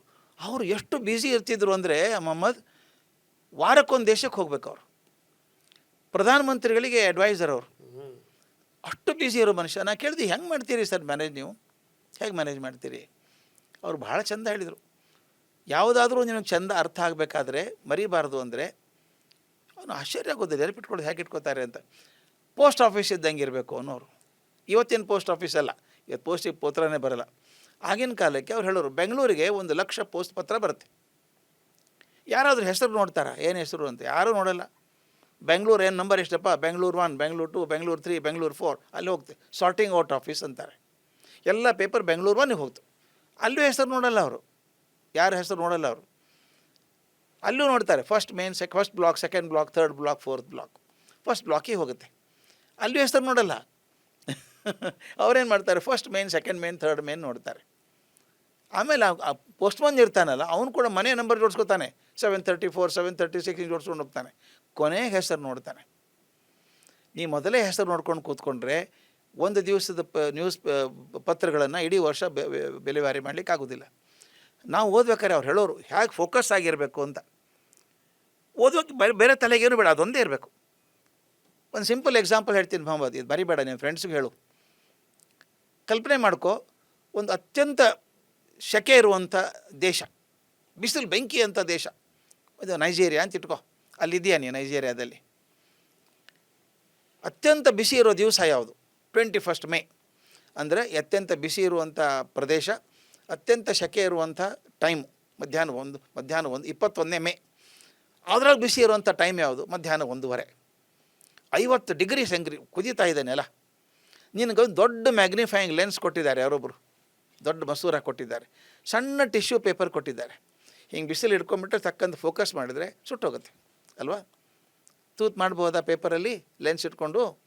ಎಲ್ಲ ಐಡಿಯಲ್ಲಿದೆ. Hottest place in the world, hottest time of the year, hottest time of the day, and the big lens and thin paper. ಖಂಡಿತ ತೂತು ಮಾಡೋಕ್ಕಾಗಲ್ಲ, ಬರ್ತದೆ ಅಂತ ಹೇಳಿಬಿಡ್ತಾರೆ ಎಲ್ಲರೂ. ಯಾವಾಗ ತೂತು ಆಗಲ್ಲ ಗೊತ್ತಾ? ನಿನ್ನ ಕೈ ನಡುಗ್ತಾ ಇದ್ರೆ. ಅದೇ ಆರ್ಡಿನರಿ ಬೆಂಗಳೂರು ದಿವಸ ಯಾವ ಊರಲ್ಲಿದೆ ಆ ಊರಲ್ಲಿ ದಪ್ಪ ಬ್ರೌನ್ ಪೇಪರ್ ಹಿಡ್ಕೋ, ಸಣ್ಣ ಲೆನ್ಸ್ ಇಟ್ಕೋ, ಕರೆಕ್ಟಾಗಿ ಫೋಕಸ್ ಮಾಡಿ ಕೈ ಅಲಗಾಡ್ಲಾರ್ದಂಗೆ ಹಿಡ್ಕೋ, ಸುಟ್ಟೋಗುತ್ತೆ. ಅಂದರೆ ಜಾಗ, ಟೈಮು, ಲೆನ್ಸು, ಪೇಪರು ಮುಖ್ಯ ಅಲ್ಲ. ನಿನ್ನ ಮನಸ್ಸು ಎಷ್ಟು ಏಕಾಗ್ರ ಆಗಿದೆ ಅದರ ಮೇಲೆ ಇರ್ತದೆ. ಆದ್ದರಿಂದ ನಾನು ಹೇಳೋದು ಫಿಸಿಕ್ಸ್ ಓದುವಾಗ ಫಿಸಿಕ್ಸ್ ಮಾತ್ರ ತಲೆ ಕೆಡಿಸ್ಕೊ. ರಾಜಾರಾಮಣ್ಣ ಹೇಳಿದ ನೆನಪಿಟ್ಕೊ, ನೀನು ಒಂದು ಕೆಲಸ ಮಾಡ್ಬೇಕು ಅದನ್ನು ಮಾತ್ರ ಮಾಡಬೇಕು, ಮುಗೀತು ತೆಗೆದುಬಿಡೋದು, ನೆಕ್ಸ್ಟ್ ಮೂಮೆಂಟ್ ಇಲ್ಲ ಅದು, ಮತ್ತೆ ಯಾವುದು ಓದ್ತಿ ಅದನ್ನು ಮಾಡಬೇಕು. ಅಲ್ಲಿವರೆಗೂ ಫೋಕಸ್ ಮಾಡದೆ ಹೋದರೆ ಯು ಕಾಂಟ್ ರಿಮೆಂಬರ್ ಎನಿಥಿಂಗ್. ನಾನು ಹೇಳೋದು ಫಿಸಿಕ್ಸ್ ಓದುವಾಗ ಈಗ ಕಲ್ಪನೆ ಮಾಡ್ಕೊ, ನೀನು ಈ ದಾವಣಗೆರೆಯಲ್ಲಿ ಇದೆಯಾ, ನೀನು ಗುಲ್ಬರ್ಗ ವಿಚಾರ ಮಾಡೋದು, ಗುಲ್ಬರ್ಗದಾಗ ಬಾಂಬೆ ವಿಚಾರ ಮಾಡೋದು, ಎಲ್ಲಿಗೂ ಹೋಗಲ್ಲ, ನೀನು ಅಲ್ಲೇ ಇರ್ತೀಯ. ಅದಕ್ಕೆ ನಾನು ಹೇಳೋದು ಫಿಸಿಕ್ಸ್ ಓದುವಾಗ ಫಿಸಿಕ್ಸ್ ಒಂದೇ ಟಾಪಿಕ್ ವೈಸ್ ತಗೋ, ಏನು ಓದಿಲ್ಲ ಅಂತ ತಲೆ ಕೆಡಿಸ್ಕೊಬೇಡ, ಏನು ಓದಿದ್ದನ್ನು ಗಟ್ಟಿ ಮಾಡ್ಕೊ. ಎಸ್, ಭಾಳ ಅದ್ಭುತವಾಗಿ ಹೇಳಿದ್ರಿ. ನೆಕ್ಸ್ಟ್. ನಮಸ್ಕಾರ ಸರ್, ನನ್ನ ಹೆಸರು ಅಭಯ್ ಶಿಯಾಯ್, SRMV PU ಕಾಲೇಜ್ ದಾವಣಗೆರೆಯಿಂದ ಮಾತಾಡ್ತಿದ್ದೀನಿ. ಸರ್ ನಾವು ಎಲ್ಲ ಪಾಯಿಂಟ್ಸ್ ಓದ್ತಿದ್ದೀನಿ ಸರ್. ಲಾಂಗ್ ಆನ್ಸರ್ಸ್ ಕನ್ನಡ ಮತ್ತು ಲ್ಯಾಂಗ್ವೇಜಲ್ಲಿ ಬಂದಾಗ ಉದ್ದ ಬರಿತಾ ಟೈಮ್ ಮ್ಯಾನೇಜ್ ಆಗ್ತಿಲ್ಲ ಸರ್. ಎಲ್ಲ ಗೊತ್ತಿದ್ರೂ ಅಲ್ಲಿ ಬರೆಯೋಕ್ಕಾಗಲಿಲ್ಲ ಅಂದರೆ ಪರ್ಸೆಂಟೇಜ್ ಕಮ್ಮಿ ಆಗ್ತಿದೆ. ಅದು ಒಂದು ಕ್ವಶನ್ ಬರಿತಾ ಅದ್ರ ಬದಲು ಬೇರೆ ಕ್ವಶನ್ ಬಗ್ಗೆ ಯೋಚನೆ ಮಾಡ್ತಾ ಅದ್ರ ಪಾಯಿಂಟ್ಸ್ ಇದ್ರ ಪಾಯಿಂಟ್ಸ್ ಎರಡೂ ಕನ್ಫ್ಯೂಸ್ ಆಗ್ತದೆ. ಇದಕ್ಕೇನಾದರೂ ಪರಿಹಾರ ಕೊಡ್ತಿಲ್ಲ? Very good. ನೀನು ಎರಡನೇ ಪ್ರಶ್ನೆ ಮೊದಲು ಉತ್ತರ ಕೊಡ್ತೀನಿ ನಾನು. ಇದನ್ನು ಓದಿ ಅದನ್ನು ಬರೀಲ್ಲ ಇದನ್ನು ಬರೀಲ್ಲ ಅಂದ್ಕೊಂಡು ಕನ್ಫ್ಯೂಸ್ ಆಗುತ್ತೆ ಅಂತ ಹೇಳಿದೆಲ್ಲ. ಒಬ್ಬ ಜಲಾಲುದ್ದೀನ್ ರೂಮಿ ಅಂತ ಇದ್ದ, ಬಹುದೊಡ್ಡ ಸೂಫಿ ಸಂತ ಅವನು ಒಂದು ಸಲ ಮನೆಯಲ್ಲಿದ್ದಾಗ ಅವನು ಅಭಿಪ್ರಾಯ ಕೇಳ್ಕೊಂಡು ಸಾಕಷ್ಟು ಜನ ಬರೋರು. ಒಬ್ಬ ಭಾರಿ ಬ್ಯುಸಿ ಮನುಷ್ಯ ಬಂದ, ಬಿಸ್ನೆಸ್ ಮನ್ ಬಂದ. ರೂಮ್ ಇದ್ದಾರೇನಪ್ಪ ಅಂತ ಕೇಳ್ದ. ಕೂತ್ಕೊಳ್ಳಿ ಬರ್ತಾರೆ ಅಂದರು. ಇವನು ಪುರ್ಸತ್ತಿಲ್ಲ, ಅವನು ದೊಡ್ಡ ಮನುಷ್ಯ ಅಲ್ಲ ಇವನು. ಇಲ್ಲ, ರೂಮಿ ಯಾರ ಹತ್ರ ಮಾತಾಡ್ತಿದ್ದಾರೆ, 2 ನಿಮಿಷಕ್ಕೆ ಬರೋನು. ರೂಮಿ ಫ್ರೀ ಆದ್ರೆ ಕೇಳು ಅಂತ. ಅವ್ನು ತಲೆ ಕೆಟ್ಟು ಹೋಗಿ ಹೇಳಿದ ರೂಮಿಗೆ, ಅವನು ಬಂದಿದ್ದಾನೆ, ಭಾಳ ಅವಸರದಲ್ಲಿದ್ದಾನೆ, ಕರಿ ಅವನೊಳಗಡೆ ಕರೆದ್ರು. ಏನು ನಮ್ಮ ಸಮಸ್ಯೆ ಅಂತ ಕೇಳಿದ ರೂಮಿ ಅವನಿಗೆ. ಅವನು ಹೇಳ್ದ, ಸರ್ ನಾನು ಬಿಸ್ನೆಸ್ ಮಾಡ್ತೀನಿ, ಒಂದು ಮಾಡಿದೆ ಅದಾಗಲಿಲ್ಲ, ಇನ್ನೊಂದು ಮಾಡಿದೆ ಅದು ಕೈ ಹಿಡಿಲಿಲ್ಲ, 5-6 ಬಿಸ್ನೆಸ್ ಮಾಡಿದೆ ಯಾವುದೂ ಸಕ್ಸಸ್ಫುಲ್ ಆಗಲಿಲ್ಲ, ನನಗೆ ಏನು ಮಾಡಬೇಕು ಅಂತ. ಹಿಂಗೆ ಬಾ ನನ್ನ ಜೊತೆಗೆ ಬಾ ಕರ್ಕೊಂಡು ಹೋದ. ಮನೆ ಹಿಂದೆ ದೊಡ್ಡ ಹಿತ್ತಲು. ಆ ಹಿತ್ತಲು ತುಂಬ ಸಣ್ಣ ತೂತಿಗದ ನೆಲದಲ್ಲೆಲ್ಲ. ಅವ್ನು ಕೇಳಿದೆ, ಏನು ಮಾಡಿದ್ದೀರಿ ರೂಮಿಯವರೇ, ಜಮೀನು ಹಾಳು ಮಾಡಿಬಿಟ್ಟಿದ್ದೀರಿ, ಏನು ತೆಗೆದಿದ್ದೀರಲ್ಲ, 2 ಅಡಿ 3 ಅಡಿ ತೆಗೆದಿದ್ದೀರಿ ಪೂರ್ತಿ ಅಂತ. ಹೌದು, ಅದೇ ಸಮಸ್ಯೆ ನನಗೆ ಅಂದ ರೂಮಿ. ನನ್ನ ಶಿಷ್ಯರಿದ್ದಾರಲ್ಲ, ಕುಡಿಯೋಕ್ಕೆ ನೀರು ಬೇಕು ಅವರಿಗೆ. ಬಾವಿ ತೆಗಿಯೋಕ್ಕೆ ಹೋದರು, 2 ಅಡಿ ತೆಗೆದ್ರೂ ಬರಲಿಲ್ಲ, ಆ ಕಡೆ 3 ಅಡಿ ತೆಗೆದ್ರೂ ಬರಲಿಲ್ಲ, ಇಲ್ಲ 5 ಅಡಿ ತೆಗೆದ್ರೂ ಬರಲಿಲ್ಲ. ಹೀಗಾಗಿ ಪೂರ್ತಿ ಹಿತ್ತಲೆಲ್ಲ ತೆಗೆದಿಟ್ಟಿದ್ದಾರೆ ಅಂತ. ನಾನು ನೀವು ಬುದ್ಧಿವಂತರು, ನಿಮ್ಮ ಅಭಿಪ್ರಾಯ ಕೇಳೋಕ್ಕೆ ಬಂದರೆ ನೀವು ನಮ್ಗಿಂತ ದಡ್ಡ ಕಾಣಿಸ್ತೀರಿ ನೀವು. ಅಲ್ರಿ 2-3 ಅಡಿಗೆ ನೀರು ಬರ್ತೇನೆ ರೀ, ಇಷ್ಟೆಲ್ಲ ಕಡೆ 2-2, 3-3 ತೆಗೆಯೋದಕ್ಕಿಂತ ಒಂದೇ ಕಡೆ 200 ಅಡಿ ತೆಗೆದು ಬರ್ತಿರ್ಲಿಲ್ವಾ ನೀರು ಅಂತ. ಅದು ನಿನ್ನ ಸಮಸ್ಯೆ ಅಂತ ಹೇಳಿದರು. ನಿನ್ನ ಸಮಸ್ಯೆಗೆ ಪರಿಹಾರ ಅದು. ನೀನು ಎಲ್ಲ ಕಡೆ ಅದು ಮಾಡೋಕ್ಕೆ ಹೋಗ್ತೀಯಲ್ಲ, ಹಂಗೆ ಮಾಡೋಕ್ಕೆ ಹೋಗಬೇಡ. ದಯವಿಟ್ಟು ಹೇಳ್ತೀನಲ್ಲ, ಈ ವಿಷಯ ಈ ವಿಷಯ ಅಂತ ತಲೆ ಕೆಡಿಸ್ಕೊಳ್ಳೋದು ಬೇಡ. ಒಂದು ತೊಗೊಂಡ ಗಟ್ಟಿಯಾಗಿ ಬಾವಿ ತೆಗೆದಂಗೆ ನೆನಪಿಟ್ಕೋಬೇಕು. ಅದನ್ನು ಬಾವಿ ತೆಗಿಬೇಕಾದ್ರೆ 2 ಅಡಿ 3 ಅಡಿ ಸಾಕಾಗಲ್ಲ, 200 ಅಡಿ ತೆಗಿಬೇಕು ಸೀದಾ. ಒಂದೇ ವಿಷಯ ಹಿಡ್ಕೊ. ಆಮೇಲೆ ಇನ್ನೊಂದು ಒಳ್ಳೆ ಪ್ರಶ್ನೆ ಕೇಳಿದೆ. ಲಾಂಗ್ ಆನ್ಸರ್ಸ್ ಬರ್ತವೆ ಕನ್ನಡದಲ್ಲಿ ಎಲ್ಲ ಬರೀಬೇಕಾದ್ರೆ, ಟೈಮ್ ಸಾಲಲ್ಲ ಅಂತ. ಒಂದು ಮಾತು ತಿಳ್ಕೊ ಮಗು, ಟೈಮ್ ಯಾವತ್ತೂ ಕಮ್ಮಿ ಇರೋಲ್ಲ. ನಿಮ್ಮ ಪ್ರಶ್ನೆ ಪತ್ರಿಕೆ ಯಾವತ್ತೂ 3 ತಾಸು ಬರೆಯೋ ಹಂಗೆ ಇರೋಲ್ಲ ಅದು. ನಾನು ಬೇಕಾದಷ್ಟು ಸಲ ಸೆಟ್ ಮಾಡಿದ್ದೀನಿ ಪರೀಕ್ಷೆಗಳನ್ನು, ಯಾವಾಗಲೂ ಅರ್ಧ ತಾಸು ಜಾಸ್ತಿ ಇಟ್ಟಿರ್ತಾರೆ. ಇನ್ನೊಮ್ಮೆ ಓದ್ಕೊಳಕ್ಕೆ ಬಂದಿರಬೇಕು ಬರೆದದ್ದನ್ನು ನೋಡ್ಕೊಳ್ಳೋದಕ್ಕೆ. ಆಮೇಲೆ ಬರೆದಿದ್ದೇನೆ ಇಲ್ಲ, ಎಡಿಷನಲ್ ಶೀಟ್ ಟೈಮ್ ಮಾಡಿದ್ದೇನೆ ಇಲ್ಲ, ನಂಬರ್ ಅದೆಲ್ಲ ಟೈಮ್ ಕೊಟ್ಟಿರ್ತಾರೆ. ಯಾವಾಗ ಟೈಮ್ ಸಾಲಲ್ಲ ಗೊತ್ತಾ, ನೀನು ಬೇಕಾದಕ್ಕಿಂತ ಜಾಸ್ತಿ ಬರೆದಾಗ. ತೂಕ ಮಾಡ್ದಂಗೆ ಇರಬೇಕು. 3 ಮಾರ್ಕ್ಸಿಗೆ ಎಷ್ಟು ಬರೀಬೇಕು, ನಿಮ್ಗೆ ಕಲಿಸಿರ್ತಾರೆ ಮೇಷ್ಟ್ರು ಶಾಲೆಯಲ್ಲಿ. 3 ಮಾರ್ಕ್ಸಿಗೆ ಎಷ್ಟು ಬರೀಬೇಕು, 5 ಮಾರ್ಕ್ಸಿಗೆ ಎಷ್ಟು ಬರೀಬೇಕು, 1 ಮಾರ್ಕಿಗೆ ಎಷ್ಟು. 1 ಮಾರ್ಕ್ ಕ್ವಶ್ಚನ್ಗೆ 1 ಸೆಂಟೆನ್ಸ್ ಇರುತ್ತಪ್ಪ. ನಾನು ಅದನ್ನೇ ಪೇಜ್ ತುಂಬ ಬರೆದ್ರೆ, ನಿನಗೆ ವಿಷಯ ಗೊತ್ತಿದೆ ಅಂತ, ನಿನಗೇನು ಗೊತ್ತಿದೆ ಅನ್ನೋದು ಮುಖ್ಯ ಅಲ್ಲ ಅಲ್ಲಿ, ಆ ಪ್ರಶ್ನೆಗೆ ಉತ್ತರ ಗೊತ್ತಿದೆಯಾ ಅಂತ ಬೇಕಾಗತ್ತೆ. ನೀನು ಅವಶ್ಯಕತೆಯಿಂದ ಜಾಸ್ತಿ ಬರೆದಾಗ ಟೈಮ್ ಸಾಲಲ್ಲ ಅಷ್ಟೇ. ಜೊತೆಗೆ ಈಗ ಹ್ಯಾಂಡ್ ರೈಟಿಂಗ್ ಕೂಡ ಅಂದರೆ ಏನಂದರೆ ಮೊದಲು ಬರವಣಿಗೆ ಚೆನ್ನಾಗಿ ಗೊತ್ತಿರಬೇಕು. ಈ ಪರೀಕ್ಷೆ ಸಂದರ್ಭದಲ್ಲಿ ನಾನು ಸುದೀರ್ಘ ಬರೀತೀನಿ ಅಂತಂದರೆ ಸಹಜವಾಗಿ. ಮತ್ತು ಅದೊಂದು ಇತ್ತೀಚೆಗೆ ಏನಾಗಿದೆ, ನೀವು ಹೇಳಿದೆ ಕೊರೋನಾ ಬಂದು ಹೋದ್ಮೇಲೆ ಅಂತೂ ಮಕ್ಕಳಿಗೆ ಬರವಣಿಗೆನೇ ಕಮ್ಮಿ ಆಗಿದೆ. ಗಣಿತ ಕೂಡ ಓದ್ತಾರೆ ಹುಡುಗರು, ಬರೆಯಲಾರದೆ ಹೋದರೆ ಅಕ್ಷರ ದುಂಡಗಾಗಲ್ಲ. ನನ್ನ ಅಕ್ಕ ಇದ್ಲು, ಯಾವಾಗಲೂ ಗೋಲ್ಡ್ ಮೆಡಲಿಸ್ಟಕ್ಕೆ, ಫಸ್ಟ್ ರ್ಯಾಂಕೆ, ಯಾವಾಗಲೂ ಫಸ್ಟ್ ರ್ಯಾಂಕ್. ಆಕೆ ಸ್ಲೇಟ್ ಮೇಲೆ ಬರೀತಿದ್ಲು ಸರ್. ನನಗೆ ನಾಚಿಕೆ. ನಾನು ಹೇಳ್ತೀನಿ, MSc ಓದ್ಬೇಕಾದ್ರೆ ನಾನು ಸ್ಲೇಟ್ ಮೇಲೆ ಬರೀತಿದ್ದೆ. ನಾನು ಬಳಪ ಸ್ಲೇಟ್ಗೂ ಬರೀತಿದ್ದೆ. ನಾನು ಅಕ್ಕ ಕಲಿಸಿದ್ದು. ಬರೆಯೋದು ಅಳಿಸೋದು ಕಾರಣ ಇಷ್ಟೇ, ದುಡ್ಡು ವೇಸ್ಟ್ ಆಗಲ್ಲ, ಪೇಪರ್ ವೇಸ್ಟ್ ಆಗಿಲ್ಲ, ಬಸ್ಸಿ ವೇಸ್ಟ್ ಆಗಿಲ್ಲ. ಮತ್ತು ಇನ್ನೊಂದು, ಬಳಪ ಹಿಡ್ಕೊಂಡು ಹಲಿಗೆ ಮೇಲೆ ಬರೆದಾಗ ಘರ್ಷಣೆ ಜಾಸ್ತಿ ಇರುತ್ತೆ, ಬೇಗ ಬರೆಯೋಕ್ಕಾಗಲ್ಲ. ನಾನೇನು ಮಾಡಿದ್ದೆ, 1 ಪ್ಲೇಟ್ ಬಳಪ, 1 ಪೂರ್ತಿ ಸ್ಲೇಟನ್ನು ನಾನು 5 ನಿಮಿಷದಲ್ಲಿ ಬರೆಯೋದಾದರೆ ಪೇಪರಲ್ಲಿ 3 ನಿಮಿಷದಲ್ಲಿ ಬರಿಬೋದು. ನೋಡಿ, ಬರೆದು ಅಕ್ಷರ ದುಂಡಗಾಗತ್ತೆ. ಇವಾಗ ಬಳಪನೂ ಇಲ್ಲ, ಸ್ಲೇಟು ಇಲ್ಲ, ಯಾವುದೂ ಇಲ್ಲ. ಅಲ್ಲ, ಈಗ ಮ್ಯಾಜಿಕ್ ಪ್ಲೇಟ್ ಅದು ಬಂದಿದ್ದಾವೆಲ್ಲ ಬರ್ತವೆ, ಆದರೆ ಬರೀಬೇಕು, ಪ್ರಾಕ್ಟೀಸ್ ಮಾಡಬೇಕು. ನಮಸ್ತೆ ಸರ್, ನನ್ನ ಹೆಸರು ಶಿವಸಾಗರ್ ಅಂತೇಳಿ. ನಾನು SRMV PU ಕಾಲೇಜ್ ದಾವಣಗೆರೆಯಲ್ಲಿ ಓದ್ತಾ ಇದ್ದೀನಿ. ನನ್ನ ಪ್ರಶ್ನೆ ಬಂದುಬಿಟ್ಟು, ಸರ್ ನನಗೆ ಇನ್ನೂ ಓದಬೇಕು ಅಂತ ಇದೆ, ಬಟ್ ಆದರೆ ನಿದ್ದೆ ಕಂಟ್ರೋಲ್ ಆಗ್ತಿರಲ್ಲ. ಓದುವಾಗ ಪದೇ ಪದೇ ನಿದ್ದೆ ಬರೋದು, ಓದಿದ್ದು ನೆನಪಾರ್ದಂಗೆ ಆಗೋದಾಗ್ತಾಯಿದೆ. ಅದಕ್ಕೆ ನೀವು ಏನಾದರೂ ಪರಿಹಾರ ಹೇಳ್ಬೋದಾ ಸರ್? ನಿದ್ರೆ ಬರುತ್ತೆ ಅಂತ. ನಿದ್ರೆ. ಶಿವಸಾಗರ್, ನೀ ಹೇಳೋದು ಕರೆಕ್ಟಪ್ಪ. ನಿದ್ರೆ ಅಂದರೆ ಏನು ಅಂತ ಮುಖ್ಯ ತಿಳ್ಕೊಬೇಕು. ದೇಹಕ್ಕೆ ಆಯಾಸವಾದಾಗ ನಿನಗೆ ಗೊತ್ತಿಲ್ಲದ ಹಾಗೆ ಕಣ್ಣು ಮುಚ್ಚುತ್ತೆ, ತೂಕಡಿಕೆ ಬರುತ್ತೆ ಅಂತೀವಿ. ದಯವಿಟ್ಟು ತಿಳ್ಕೊಬೇಕಾದ್ದು 2 ಆಕಳಿಕೆ ಮತ್ತು ನಿದ್ರೆ, ಇವು ಸೈಂಟಿಫಿಕ್ ಪ್ರೊಸೆಸ್. ಇದು ಆಕಳಿಕೆ ಬರೋದು ಯಾವಾಗ ಗೊತ್ತಾ? ಮೆದುಳಿಗೆ ಸುಸ್ತಾದಾಗ ಆಕ್ಸಿಜನ್ ಬೇಕದಕ್ಕೆ, ದೀರ್ಘ ಆಕಳಿಸೋದು, ಜಾಸ್ತಿ ಆಕ್ಸಿಜನ್ ತೊಗೊಳ್ಳೋದು ಒಳಗಡೆ. ಬ್ರೈನ್ ಸುಸ್ತಾದಾಗ ಮಾತ್ರ ಆಕಳಿಕೆ ಬರುತ್ತೆ. ಅದಕ್ಕೆ ನಿನಗೆ ಓದುವಾಗ ಆಕಳಿಕೆ ಬಂದರೆ, ಮತ್ತು ತೂಕಡಿಕೆ ಯಾವಾಗ ಬರುತ್ತೆ ಗೊತ್ತಾ? ತುಂಬ ಬ್ರೈನಿಗೆ ಸುಸ್ತಾದಾಗ ಬರುತ್ತೆ. ನಿನಗೆ ಆಕಳಿಕೆ ನಿದ್ದೆ ಬರುತ್ತೆ ಅಂದರೆ ಬ್ರೈನಿಗೆ ಸುಸ್ತಾಗಿ, ದೇಹಕ್ಕಾಗಿರೋಲ್ಲ ಕೆಲವೊಂದು ಸಲ, ಮೆದುಳಿಗೆ ತುಂಬ ಸುಸ್ತಾಗಿರುತ್ತೆ. ಅದಕ್ಕೇನು ಮಾಡಬೇಕು? ನಾನು ಮೊದಲೇ ಹೇಳಿದ ಹಾಗೆ, first do not miss your exercises. ಭಾಳ ಮುಖ್ಯ ಇದು. ಮುಖ ಚೆನ್ನಾಗಿ ತೊಳ್ಕೊಂಡು ಸ್ಪಾಟ್ ಜಾಗಿಂಗ್ ಮಾಡಬೇಕು. ನಿಂತಲ್ಲೇ ಸ್ಪಾಟ್ ಜಾಗಿಂಗ್ ಮಾಡು. ಹೊರಗಡೆ ಹೋಗಿ ಓಡಿ ಬರೋಕ್ಕಿದ್ರು ಅಂತೂ ಇನ್ನೂ ಚಂದನೇ ಅದು. 10 ನಿಮಿಷ ಹೊರಗಡೆ ಬಯಲಲ್ಲಿ ಓಡಿ ಬರೋದಿದ್ರೆ ಇನ್ನೂ ಚಂದ, ನ್ಯಾಚುರಲ್ ಅಟ್ಮಾಸ್ಫಿಯರ್ ಇರ್ತದೆ. ಯಾವಾಗ ನೀನು ಓಡೋಕ್ಕೆ ಶುರು ಮಾಡ್ತೀವಿ, ಯಾಕೆ ಓಡಬೇಕು ಅಂತ ಹೇಳ್ತೀನಿ ಅಂದರೆ, ಉಸಿರು ಜೇಗ್ ತೊಗೋತೀವಲ್ಲ, you pump so much of oxygen in to the brain. ಈ ಬ್ರೈನ್ ಸೆಲ್ಸ್ ಇದಾವಲ್ಲ, they need oxygen very badly. ನನ್ನ ದೇಹದ ಯಾವುದೇ ಭಾಗಕ್ಕಿಂತ ಬ್ರೈನಿಗೆ ಆಕ್ಸಿಜನ್ ಜಾಸ್ತಿ ಬೇಕು. ಅಲ್ಲಿ ಜಾಸ್ತಿ ಕೆಲಸ ಇರೋದು ಇಲ್ಲೇ. ಅದಕ್ಕೆ ಒಂದು 5 ನಿಮಿಷ ಓಡಿ ಬಂದರೆ, ಎಕ್ಸಸೈಸ್ ಮಾಡಿದರೆ ಆಕ್ಸಿಜನ್ ಪಂಪ್ ಆಗುತ್ತೆ, ಬ್ರೈನ್ ಫ್ರೆಶ್ ಆಗುತ್ತೆ. ಆಗ ನೋಡಿ ನೀನು ಓದಿದ್ದೆಲ್ಲ ನೆನಪಿಡ್ಕೊಳ್ಳುತ್ತೆ, ನಿದ್ದೆ ಬರೋಲ್ಲ. ನಿದ್ದೆ ಬರೋದು ಅಂದರೆ ಸಿಂಪಲ್ಲಾಗಿ ಬ್ರೈನಿಗೆ ಸುಸ್ತಾಗಿದೆ ಅಂತ. ಕೆಲವು ಹೀಗೆ ಕೂತ್ಕೊಂಡು ಓದ್ತಾರೆ, ನೋಡ್ಬೇಕು ಅದನ್ನು ಎಷ್ಟು ಚಂದ ಮಾಡ್ತಾರೆ ರಂಗನಾಥ್ ಅವರೇ. ನನಗೆ ಭಾಳ ಆಸೆ, ಮಕ್ಕಳ ಬಗ್ಗೆ ಭಾಳ ಪ್ರೀತಿ. ಬೆಳಗ್ಗೆ ಅಲಾರಾಮ್ ಇಟ್ಕೊಂಡ್ಬಿಡ್ತಾರೆ, 5 ಗಂಟೆಗೆ ಹೇಳಬೇಕು ಅಂತ. ಅಲಾರಾಮ್ ತನ್ನ ಪಾಡಿಗೆ ಮಾಡುತ್ತೆ ಅದು. ಬೆಳಗ್ಗೆ ನಿದ್ದೆ ಚೆಂದ ಅಲ್ವಾ, ಪಟ್ಟಂದು ಬಡ್ದು ಇನ್ನೊಂದು 10 ನಿಮಿಷ ಮಲ್ಕೋತೀನಿ ಅಂತ ಮಲ್ಕೊಳ್ಳೋದು.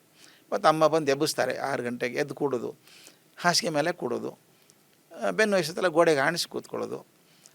ಆಮೇಲೆ ಸ್ವಲ್ಪ ಚಳಿ ಆಗ್ತದೆ, ಚಾದರ್ ಸ್ವಲ್ಪ ಕಾಲ ಮೇಲೆ ಹೇಳ್ಕೊಳ್ಳೋದು. ಒಂದು 10 ನಿಮಿಷಕ್ಕೆ ಪುಸ್ತಕ ಓದ್ತಿರ್ತೀವಿ, ಮಲ್ಕೊಂಡಿರ್ತಾರೆ. ಅದು ಓದೋ ಸ್ಟೈಲ್ ಅಲ್ಲ ಅದು.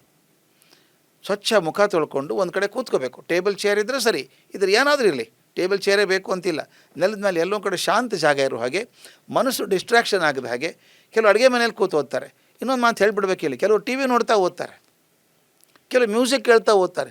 ಮ್ಯೂಸಿಕ್ ಕೇಳಿದರೆ ನನಗೆ ಚೆನ್ನಾಗಿ ಬರ್ತದೆ ಅಂತ. ಅದು ತಪ್ಪು ತಪ್ಪು ತಪ್ಪು. ಹೌದಾ? ಖಾತ್ರಿ ತಪ್ಪದು.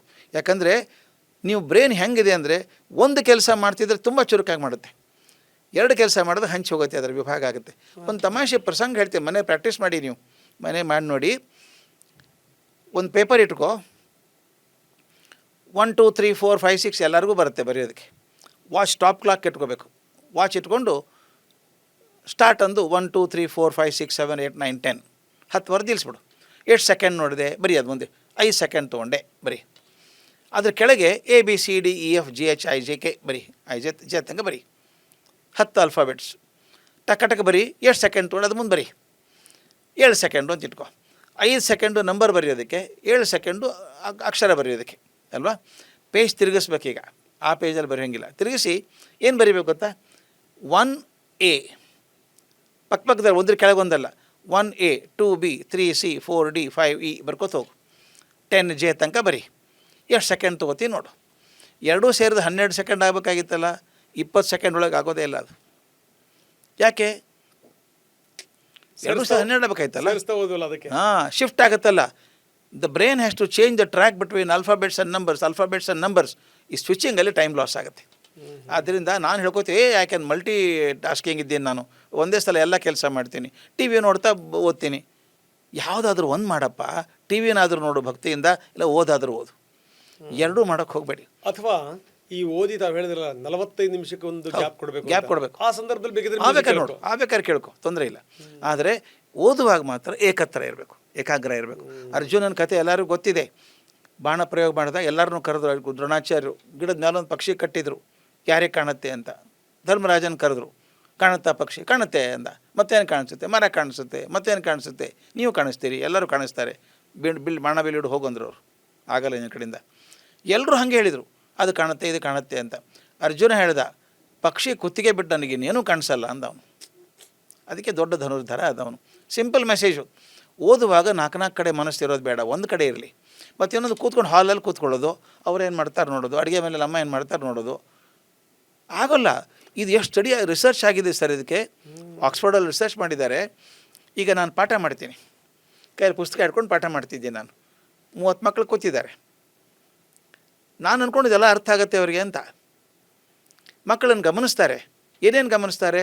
ನನ್ನ ಬಟ್ಟೆ ಗಮನಿಸ್ತಾರೆ, ನಾನು ಪುಸ್ತಕ ಹಿಡ್ಕೊಡೋದು ನೋಡ್ತಾರೆ, ನನ್ನ ಧ್ವನಿ ಏರಿಳಿತ ಗಮನಿಸ್ತಾರೆ, ನಾನು ಕೈ ಮಾಡೋದು ಗಮನಿಸ್ತಾರೆ ಅಲ್ವಾ.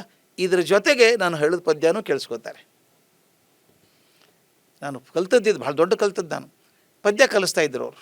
ಅವ್ರೇನು ಮಾಡಿದ್ರು ಗೊತ್ತಾ? ತನ್ನ ರೂಮಲ್ಲೇ ಕೂತ್ಕೊಂಡು ರೆಕಾರ್ಡ್ ಮಾಡಿಕೊಂಡ್ರು ತನ್ನ ಧ್ವನಿಯಲ್ಲೇ. ಇದೇನಿದು ಅಂತ, ನೀನೇ ಓದ್ತೀಯಲ್ಲ ಕ್ಲಾಸಲ್ಲಿ, ರೆಕಾರ್ಡ್ ಯಾಕೆ ಮಾಡ್ಕೋತೀಯ, ನಿನಗೆ ಅರ್ಥ ಆಗಲ್ಲ ಅಂದರು. ನನಗೆ ಹಂಗೆ ಕರಕ್ಕೆ ಪೆಟ್ಟು ಬಿದ್ದಂಗೆ ಆಯಿತು. ಹೋದೆ ಕ್ಲಾಸ್ ನೋಡ್ಕೊಂಬರೋಣ ಅಂತ. ಅವನೇನು ಮಾಡಿದೆ ಗೊತ್ತಾ? ಟೇಪ್ ರೆಕಾರ್ಡರ್ ಹಾಕ್ಬಿಟ್ಟು ಲಿಸನ್ ಟು ದ ಟೇಪ್ ಅಂದ. ಎಲ್ಲ ಗ್ರ್ಯಾಜುಯೇಟ್ ಸ್ಟೂಡೆಂಟ್ಸು ಕೇಳಿದರು. ಶಲ್ ಐ ಪ್ಲೇ ಅಗೇನ್ ಅಂದ. ಇನ್ನೊಂದು ಸಲ ಕೇಳಿದ. ನನಗೆ ಅರ್ಥ ಆಗೋಯ್ತು. ನಾನು ಪದ್ಯ ಮಾಡಬೇಕಾದ್ರೆ ನನ್ನ ಕೈ, ಹಾವಭಾವ, ಬಟ್ಟೆ ಎಲ್ಲ ಗಮನಿಸ್ತಾರೆ. ಬರೀ ಟೇಪ್ ರೆಕಾರ್ಡರ್ ಕೇಳುವ ಕಣ್ಣು ಮುಚ್ಚಿ ಅದೊಂದೇ ಕೇಳ್ತಿರ್ತಾರೆ. Focus, this is the focus. ಹಾಗೆ ಮಾಡಿದ್ರೆ ಮರೆಯೋದೇ ಇಲ್ಲ. ಈಗ ನೀವೇ ನೋಡಿ, ಯಾವುದಾರು ಅತ್ಯಂತ ಪ್ರೀತಿ ಸಿನಿಮಾ ಹಾಡು ಬಂದರೆ, ರೇಡಿಯೋದಲ್ಲಿ ಬಂದರೆ, ಟಿ ವಿ ಬಂದರೆ ಕಣ್ಣು ಮುಚ್ಕೋತೀವಿ ನಾವು. ಕಣ್ಣು ಯಾಕೆ ಮುಚ್ಕೋತೀರಿ? ಕೇಳೋದು ಕಿವಿಯಿಂದ ಅಲ್ವಾ? ಅಂದರೆ ನಾನು ಕೇಳುವಂಥ ಪ್ರಕ್ರಿಯೆಗೆ ನಿಸರ್ಗ ಅಡ್ಡ ಬರಬಾರ್ದು ಅಂತ. ಹಾಗೆ ನಾನು ಮಕ್ಕಳಿಗೆ ಹೇಳೋದು ಅದೇನೆ. ಟಿ ವಿ ನೋಡ್ತಾ ಓದೋದು, ಮ್ಯೂಸಿಕ್ ಕೇಳ್ತಾ ಓದೋದು ಅಲ್ಲ. ಯಾವುದಾದ್ರೂ ಒಂದು ಮಾಡಿ. 40 ನಿಮಿಷ ಓದುವಾಗ ಓದಬೇಕು, ಗಟ್ಟಿಯಾಗಿ ಓದಬೇಕು. ಓದಿ ತಮ್ಮ ಮನಸ್ಸಲ್ಲಿ ಕೂತ್ಕೊಳ್ತಾ ಅಂತ. ಹೇಗೆ ಓದಬೇಕು ಅಂದರೆ, ನಾಳೆ ಪರೀಕ್ಷೆಗೆ ಬಂದು ನಾನು ಏನು ಬರೀತೀನಿ ಅಂದ್ಕೊಂಡು ಓದಬೇಕು. ಹಾಗೆ ಅದು ವಿಜುವಲೈಸ್ ಆಗಿಬಿಡುತ್ತೆ. ಆವಾಗ ಕಣ್ಣು ಚಿತ್ರ ಬರ್ತದೆ. ಹತ್ತಾರು ಯೋಚನೆ ಮಾಡಿ ಆಗಲ್ಲ. ಇದು ಹೇಳಿದೆ ಕೆಮಿಸ್ಟ್ರಿ ಅಷ್ಟಾವಧಾನಿ ಶತಾವಧಾನಿ ಅಲ್ಲ ನೀವು. ಅಲ್ಲ ಹೌದು. ಅಲ್ಲ, ಅಲ್ಲಿ ಕೂಡ ಒಂದೊಂದೇ ಮಾಡ್ತಿರ್ತದೆ ಬ್ರೈನ್ ಅಟ್ ಎ ಟೈಮ್, ಒಂದೊಂದೇ ಪ್ರೊಸೆಸ್ ಮಾಡ್ತಿರ್ತದೆ. ಇಲ್ಲಿ ಕೂಡ ಹಾಗೆ. ಒಂದು ತಮಾಷೆ ಹೇಳ್ಬೇಕು ನಾನು. ಹುಡುಗರು ಓದ್ತಿರ್ತಾರೆ, ಲಕ್ಷ ಆ ಕಡೆ ಈ ಕಡೆ ಹೋಗುತ್ತೆ. ಹೋದಾಗ ಓದಿದ್ದೇನು ಪುಳಿಯಲ್ಲ. ಅದ್ರ ಬದಲು ನಾನು ಪರೀಕ್ಷೆ ಓದಿದ್ದೀನಿ, ಇದನ್ನು ವಿಜುವಲೈಸ್ ಮಾಡ್ಕೊಳ್ಳೋದು ಹೇಗೆ. ನಾನು ವೆರಿ ಇಂಪಾರ್ಟೆಂಟ್ ಪಾಯಿಂಟ್. ನಾನು ಹೇಳಿದೆ ಸಿಂಪಲ್. ಮೆಟಲರ್ಜಿ ಅಂತ ಒಂದು ಸಬ್ಜೆಕ್ಟ್ ಇದೆ ಅವರಿಗೆ. ಲೋಹದಿಂದ, ಅದರಿಂದ ಲೋಹ ತೆಗೆಯೋದು ಹೇಗೆ ಅಂತ. ಅದನ್ನೇನು ಮಾಡಬೇಕು? ಓದಿದ್ದೀರಿ ಎಲ್ಲನೂ. ಮೊದಲು ತೆಗಿತಾರೆ, ಬಂಡೆ ಇರ್ತದೆ, ಅದು ಕುಟ್ಟಿ ಪುಡಿ ಮಾಡ್ತಾರೆ, ಅದನ್ನು ಬಿಟ್ಟು ನೀರಲ್ಲಿ ಹಾಕ್ತಾರೆ, ಕಲಬಲ ಮಾಡ್ತಾರೆ, ತೇಲುವಂಥ ಹೊಲಸೆಲ್ಲ ಹೋಗ್ಬಿಡುತ್ತದೆ. ಗಟ್ಟಿ ಮಟ್ಲು ಗಟ್ಟಿ ತಾನೆ, ಲೋಹ ಗಟ್ಟಿ ತಾನೆ, ಕೆಳಗೆ ಕೂತ್ಕೊಳ್ಳುತ್ತೆ. ಅದನ್ನೇನು ಮಾಡ್ತಾರೆ? ಮ್ಯಾಗ್ನೆಟಿಕ್ ಮೇಲೆ ಹೋಯ್ತಾರೆ. ಇದೆಲ್ಲ ಕಲ್ತಿದ್ದೆ. ಅದನ್ನು ಸಿನಿಮಾ ಮಾಡೋಕ್ಕೊಳ್ಳಲ್ಲ ನಿಮಗೆ. ಸಿನಿಮಾ ಮಾಡೋಕ್ಕಾಗಲ್ವಾ? ದೊಡ್ಡ ಬಂಡೆ ಅಗಿತಾ ಇದ್ದಾರೆ, ಕಣ್ಣು ಚಿತ್ರ ಬರಬೇಕು, JCB ಹಾಕಿ ಅಗಿತಾ ಇದ್ದಾರೆ. ಅದು ಕಲ್ಲು ಪುಟ್ಟಿ ಪುಡಿ ಮಾಡ್ತಾರೆ, ನೀರಲ್ಲಿ ಹಾಕ್ತಾರೆ. ಈಗ ಮನೇಲಿ ಅಮ್ಮ ಅಡುಗೆ ಅನ್ನ ಮಾಡಬೇಕಾದ್ರೆ ಅಕ್ಕಿ ನೀರಲ್ಲಿ ಹಾಕಿ ಹೆಂಗೆ ಮಾಡ್ತಾಳೆ, ಹೀಗೆ ಬಗ್ಗಿಸ್ತಾಳೆ. ಮೇಲಿನ ಕಸ ಎಲ್ಲ ಹೋಗಲ್ವಾ? ಇದೇ ತಾನೇ ಎಲ್ಲ ಮೆಟಲರ್ಜಿಯಲ್ಲಿ ಮಾಡೋದು.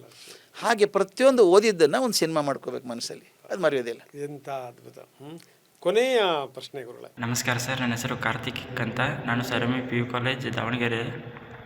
ನನ್ನ ಪ್ರಾಬ್ಲಮ್ ಏನಂದರೆ, ನನಗೆ ಜಾಸ್ತಿ ಓದ್ತೀನಿ ಸರ್, ಅದು ಓದಿದ್ದು ನೆನಪಿರಲ್ಲ. ಮತ್ತು ಓದಿರ್ಬೇಕಾದ್ರೆ ಮುಂದಾಲೋಚನೆ, ಅಂದರೆ ಮುಂದಿನ ಯಾವ ರೀತಿ, ಅಂದರೆ ಆ ರೀತಿ ಭಯ ಕಾಣಿಸುತ್ತೆ. ಮತ್ತು ಓದಿದ್ದು ನೆನಪಿರಲ್ಲ. ಒಂದು ಸಲ ಟೆನ್ಷನ್ ಜಾಸ್ತಿ ಆಗುತ್ತೆ, ಮತ್ತು ಫೋಕಸ್ ಮೈಂಡಾಗಿ ಓದೋಕ್ಕಾಗಲ್ಲ. ಈ ಪ್ರಾಬ್ಲಮ್ಗೆ ಏನಾದರೂ ಸೊಲ್ಯೂಷನ್ ಇದ್ದರೆ ಹೇಳ್ಕೊಡಿ ಸರ್. ಮುಂದಿನ ಚಿಂತೆ ಬರುತ್ತೆ ಅಂತ. ಕಾರ್ತಿಕ್, ನಿನ್ನ ಸಮಸ್ಯೆ ಅದು ಕಾಲ್ಪನಿಕ ಅಲ್ಲ, ಅದು ನಿಜವಾದ ಸಮಸ್ಯೆನೇ. ಅದು ಪರೀಕ್ಷೆ ಓದುವಾಗ ಮುಂದಿನ ವಿಚಾರ ಮಾಡ್ತೀನಿ. ನನಗೆ ಕೋರ್ಸ್ ಶೀಟ್ ಸಿಗುತ್ತಾ ಇಲ್ಲ, ಮಾರ್ಕ್ಸ್ ಬರುತ್ತಾ ಇಲ್ಲ, ಯಾವ ಕಾಲೇಜ್ ಶೀಟ್ ಸಿಗುತ್ತೋ ಗೊತ್ತಿಲ್ಲ, ಮುಂದೆ ಏನು ಮಾಡಬೇಕು, ಇಂಜಿನಿಯರಿಂಗ್ ಆಗುತ್ತಾ, ಮೆಡಿಕಲ್ ಆಗುತ್ತಾ, ಇದೆಲ್ಲ ಬರುತ್ತೆ. ಇಂಜಿನಿಯರಿಂಗ್ ಮೆಡಿಕಲ್ ಆಗೋದು ಯಾವಾಗಪ್ಪ ನಿನಗೆ? PUC ಆದಮೇಲೆ ತಾನೆ. ಈಗ ಇಂಜಿನಿಯರಿಂಗ್ ಮಾಡಿಕೊಂಡು ಚಿಂತೆ ಇಲ್ಲ. ಅದು ಹೇಗಿದೆ ಅಂದರೆ, ಅವನು ಮಾಡ್ತಿದ್ದಂತೆ, ಕೋಳಿ ತಂದ, ಕೋಳಿ ನಾಳೆ 2 ತತ್ತಿ ಹಾಕುತ್ತೆ, ಅದು ಹಾಗೆ ಮೊಟ್ಟೆ ಕಾವು ಕೊಡ್ತೀನಿ, ಅವು 2 ಕೋಳಿ ಆಗುತ್ತೆ, ಅವು ಒಂದಿಷ್ಟು ಮೊಟ್ಟೆ ಆಗುತ್ತೆ, ಲೆಕ್ಕ ಹಾಕ್ಕೊಂಡದೆ. ಕೊನೆಗೆ ಏನಾಯಿತು ಗೊತ್ತಲ್ಲ, ಎಲ್ಲ ಮೊಟ್ಟೆ ಒಡೆದು ಹೋಯ್ತಾ ಇದೆಲ್ಲ. ಹಾಗೆ ನಾಳಿನ ಚಿಂತೆ ಮಾಡಬೇಡ, ಇವತ್ತಿನ ಚಿಂತೆ ಇವತ್ತು. ನೀನು PUC ಚೆನ್ನಾಗಿ ಮಾರ್ಕ್ಸ್ ತೊಗೊಂಡ್ರೆ ತಾನೇ ಉಳಿದು ಕರಿಯರ್ ಆಪ್ಷನ್ಸ್ ಇರೋದು. ಅದಕ್ಕೆ ಈಗ ನನ್ನ ಗುರಿ ಇರೋದು ಈ PUC ಚೆನ್ನಾಗಿ ಓದಬೇಕು, ಚೆನ್ನಾಗಿ ಓದೋಕೆ ವಿಷಯ ಅರ್ಥ ಮಾಡ್ಕೋಬೇಕು. ಟೆನ್ಷನ್ ಆಗುತ್ತೆ, ಅದು ಖಂಡಿತ ಆಗಬೇಕಾದ್ದೇ. ಟೆನ್ಷನ್ ಆಗೋದು ಯಾವಾಗ ಅಂತ ಆಗಲೇ ಹೇಳಿದ್ದೀನಿ ನಾನು. ಒಂದು ವಿಷಯ ಅರ್ಥ ಆಗದೆ ಹೋದಾಗ, ಸರಿಯಾಗಿ ಓದದೆ ಹೋದಾಗ, ಬರವಣಿಗೆ ಆಗದೆ ಹೋದಾಗ, ಇವೆಲ್ಲವೂ ಸರಿ ಇದ್ದರೆ ಯಾಕೆ ಭಯ ಆಗಬೇಕು? ನಾನು ಹೊರಗಿಂದ ಏನೂ ಕೇಳಲ್ಲ ಪರೀಕ್ಷೆಗೆ, ಅವರು ಟೆಕ್ಸ್ಟ್ ಬುಕ್ ಬಿಟ್ಟು ಏನೂ ಕೇಳಲ್ಲ. ಆದ್ದರಿಂದ ಪರೀಕ್ಷೆಯನ್ನು ಗಮನದಲ್ಲಿಟ್ಕೊಂಡು ನಿಧಾನಕ್ಕೆ ಒಂದೇ ಮಾತು ಹೇಳೋದಾದರೆ, ನಾನು ಇಡೀ ವರ್ಷ ಓದಬೇಕು. ಮೊದಲು ಪರೀಕ್ಷೆ ಹೊತ್ತಿಗೆ ಓದಿದೆ ಕಷ್ಟ, ಅದು ನಿಜ. ಕೊನೆ ಮೊಮೆಂಟಲ್ಲಿ ನೀನು ಟ್ರೈನಿಗೆ ಹೋಗಬೇಕು ಅಂತ ಬ್ಯಾಗ್ ಹಿಡ್ಕೊಂಡು ಹೋದಾಗ ಏನೋ ಮರೆತೇ ಹೋಗಿರ್ತೀಯ ನೀನು, ಗ್ಯಾರಂಟಿ. ಆದರೆ ಊರಿಗೆ ಹೋಗೋದು ಗೊತ್ತಿದ್ದಾಗ ಮೊದಲೇ ಚೆಂದಾಗಿ ಪ್ಯಾಕ್ ಮಾಡಿ ಬ್ಯಾಗ್ ರೆಡಿ ಇಟ್ಟಿದ್ರೆ ಏನೂ ಮರೆತು ಹೋಗಲ್ಲ. ಊರಿಗೆ ಹೋಗಲಿಕ್ಕೆ ತಯಾರಿ ಮಾಡ್ಕೋಬೇಕಾದ್ರೆ ನಿನ್ನ ಜೀವನಕ್ಕೆ ಬೇಕಾದಂಥ ಪರೀಕ್ಷೆಗೋಸ್ಕರ ಇನ್ನೂ ಚೆನ್ನಾಗಿ ತಯಾರು ಮಾಡ್ಕೋಬೇಕಲ್ವ. ಅದಕ್ಕೆ ಸರಿಯಾಗಿ ಮೊದಲಿಂದಾನೇ ಪ್ಲ್ಯಾನ್ ಮಾಡಿ, ಏನು ಅರ್ಥ ಆಗದೆ ಹೋದರೆ ಹಿಂದಿನ ಕ್ಲಾಸಿನ ಪರೀಕ್ಷೆಗೆ ಹೋಗಿ ಆ ಕ್ವಶನ್ ಪೇಪರ್ ಸಾಲ್ವ್ ಮಾಡಿ ಬರಬೇಕು. ಆಗ ಟೆನ್ಷನ್ ಆಗೋಲ್ಲ ನಿನಗೆ. ಕೆಲವು ನೋಡ್ಬೇಕು ಪರೀಕ್ಷೆ ಎಷ್ಟು ಆರಾಮಾಗಿ ಹೋಗ್ತಿರ್ತಾರೆ, ವಿಷಯ ಗೊತ್ತಿದೆ ನನಗೆ, ಈಗ ನಾನು ಮನೆಗೆ ಹೋಗೋದಕ್ಕೆ ಟೆನ್ಷನ್ ಇಲ್ಲ, ಆದರೆ ಗೊತ್ತಿಲ್ಲದ ಊರಿಗೆ ಹೋಗ್ಬೇಕಂದ್ರೆ ಟೆನ್ಷನ್ ಆಗುತ್ತೆ.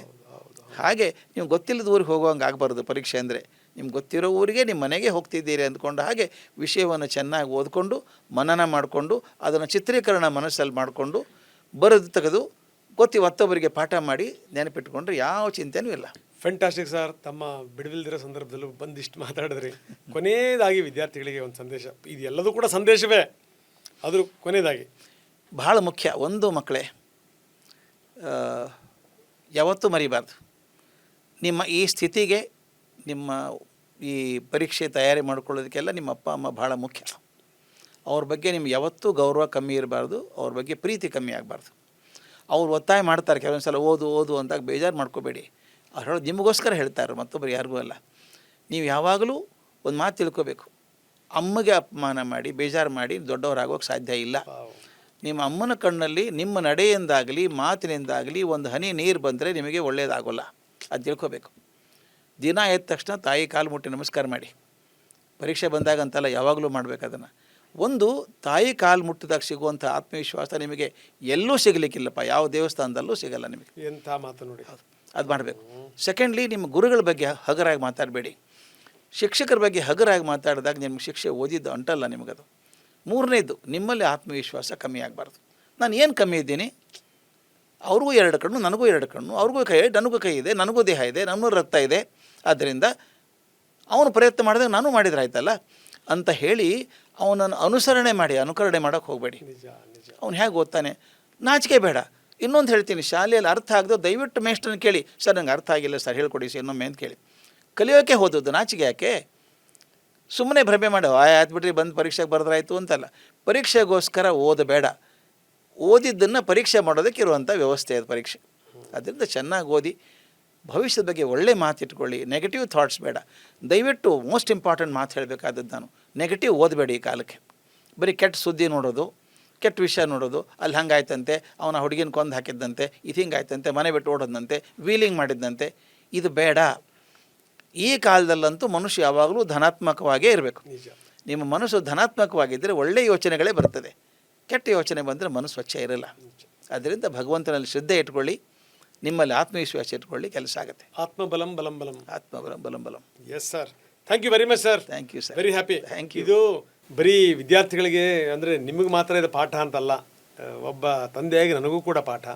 ಇದನ್ನು ಕೇಳ್ತಿರೋಂಥ ಪೋಷಕರಿದ್ದಾರೆ ಅವರೆಲ್ಲರಿಗೂ ಕೂಡ ಒಂದು ದೊಡ್ಡ ಪಾಠ. ಯಾಕೆಂದರೆ ಗುರುರಾಜ್ ಕರ್ಜಿಗೆ ಅವರ ಮಾತು ಅನ್ನೋದಿದೆಯಲ್ಲ, ಅದು ಒಂದು ಲೆಕ್ಕದಲ್ಲಿ ಸಂದೇಶ. ನಾನು ಅದಕ್ಕೆ ಆರಂಭದಲ್ಲಿ ಹೇಳಿದೆ, ಇದು ಭಾಗ್ಯ.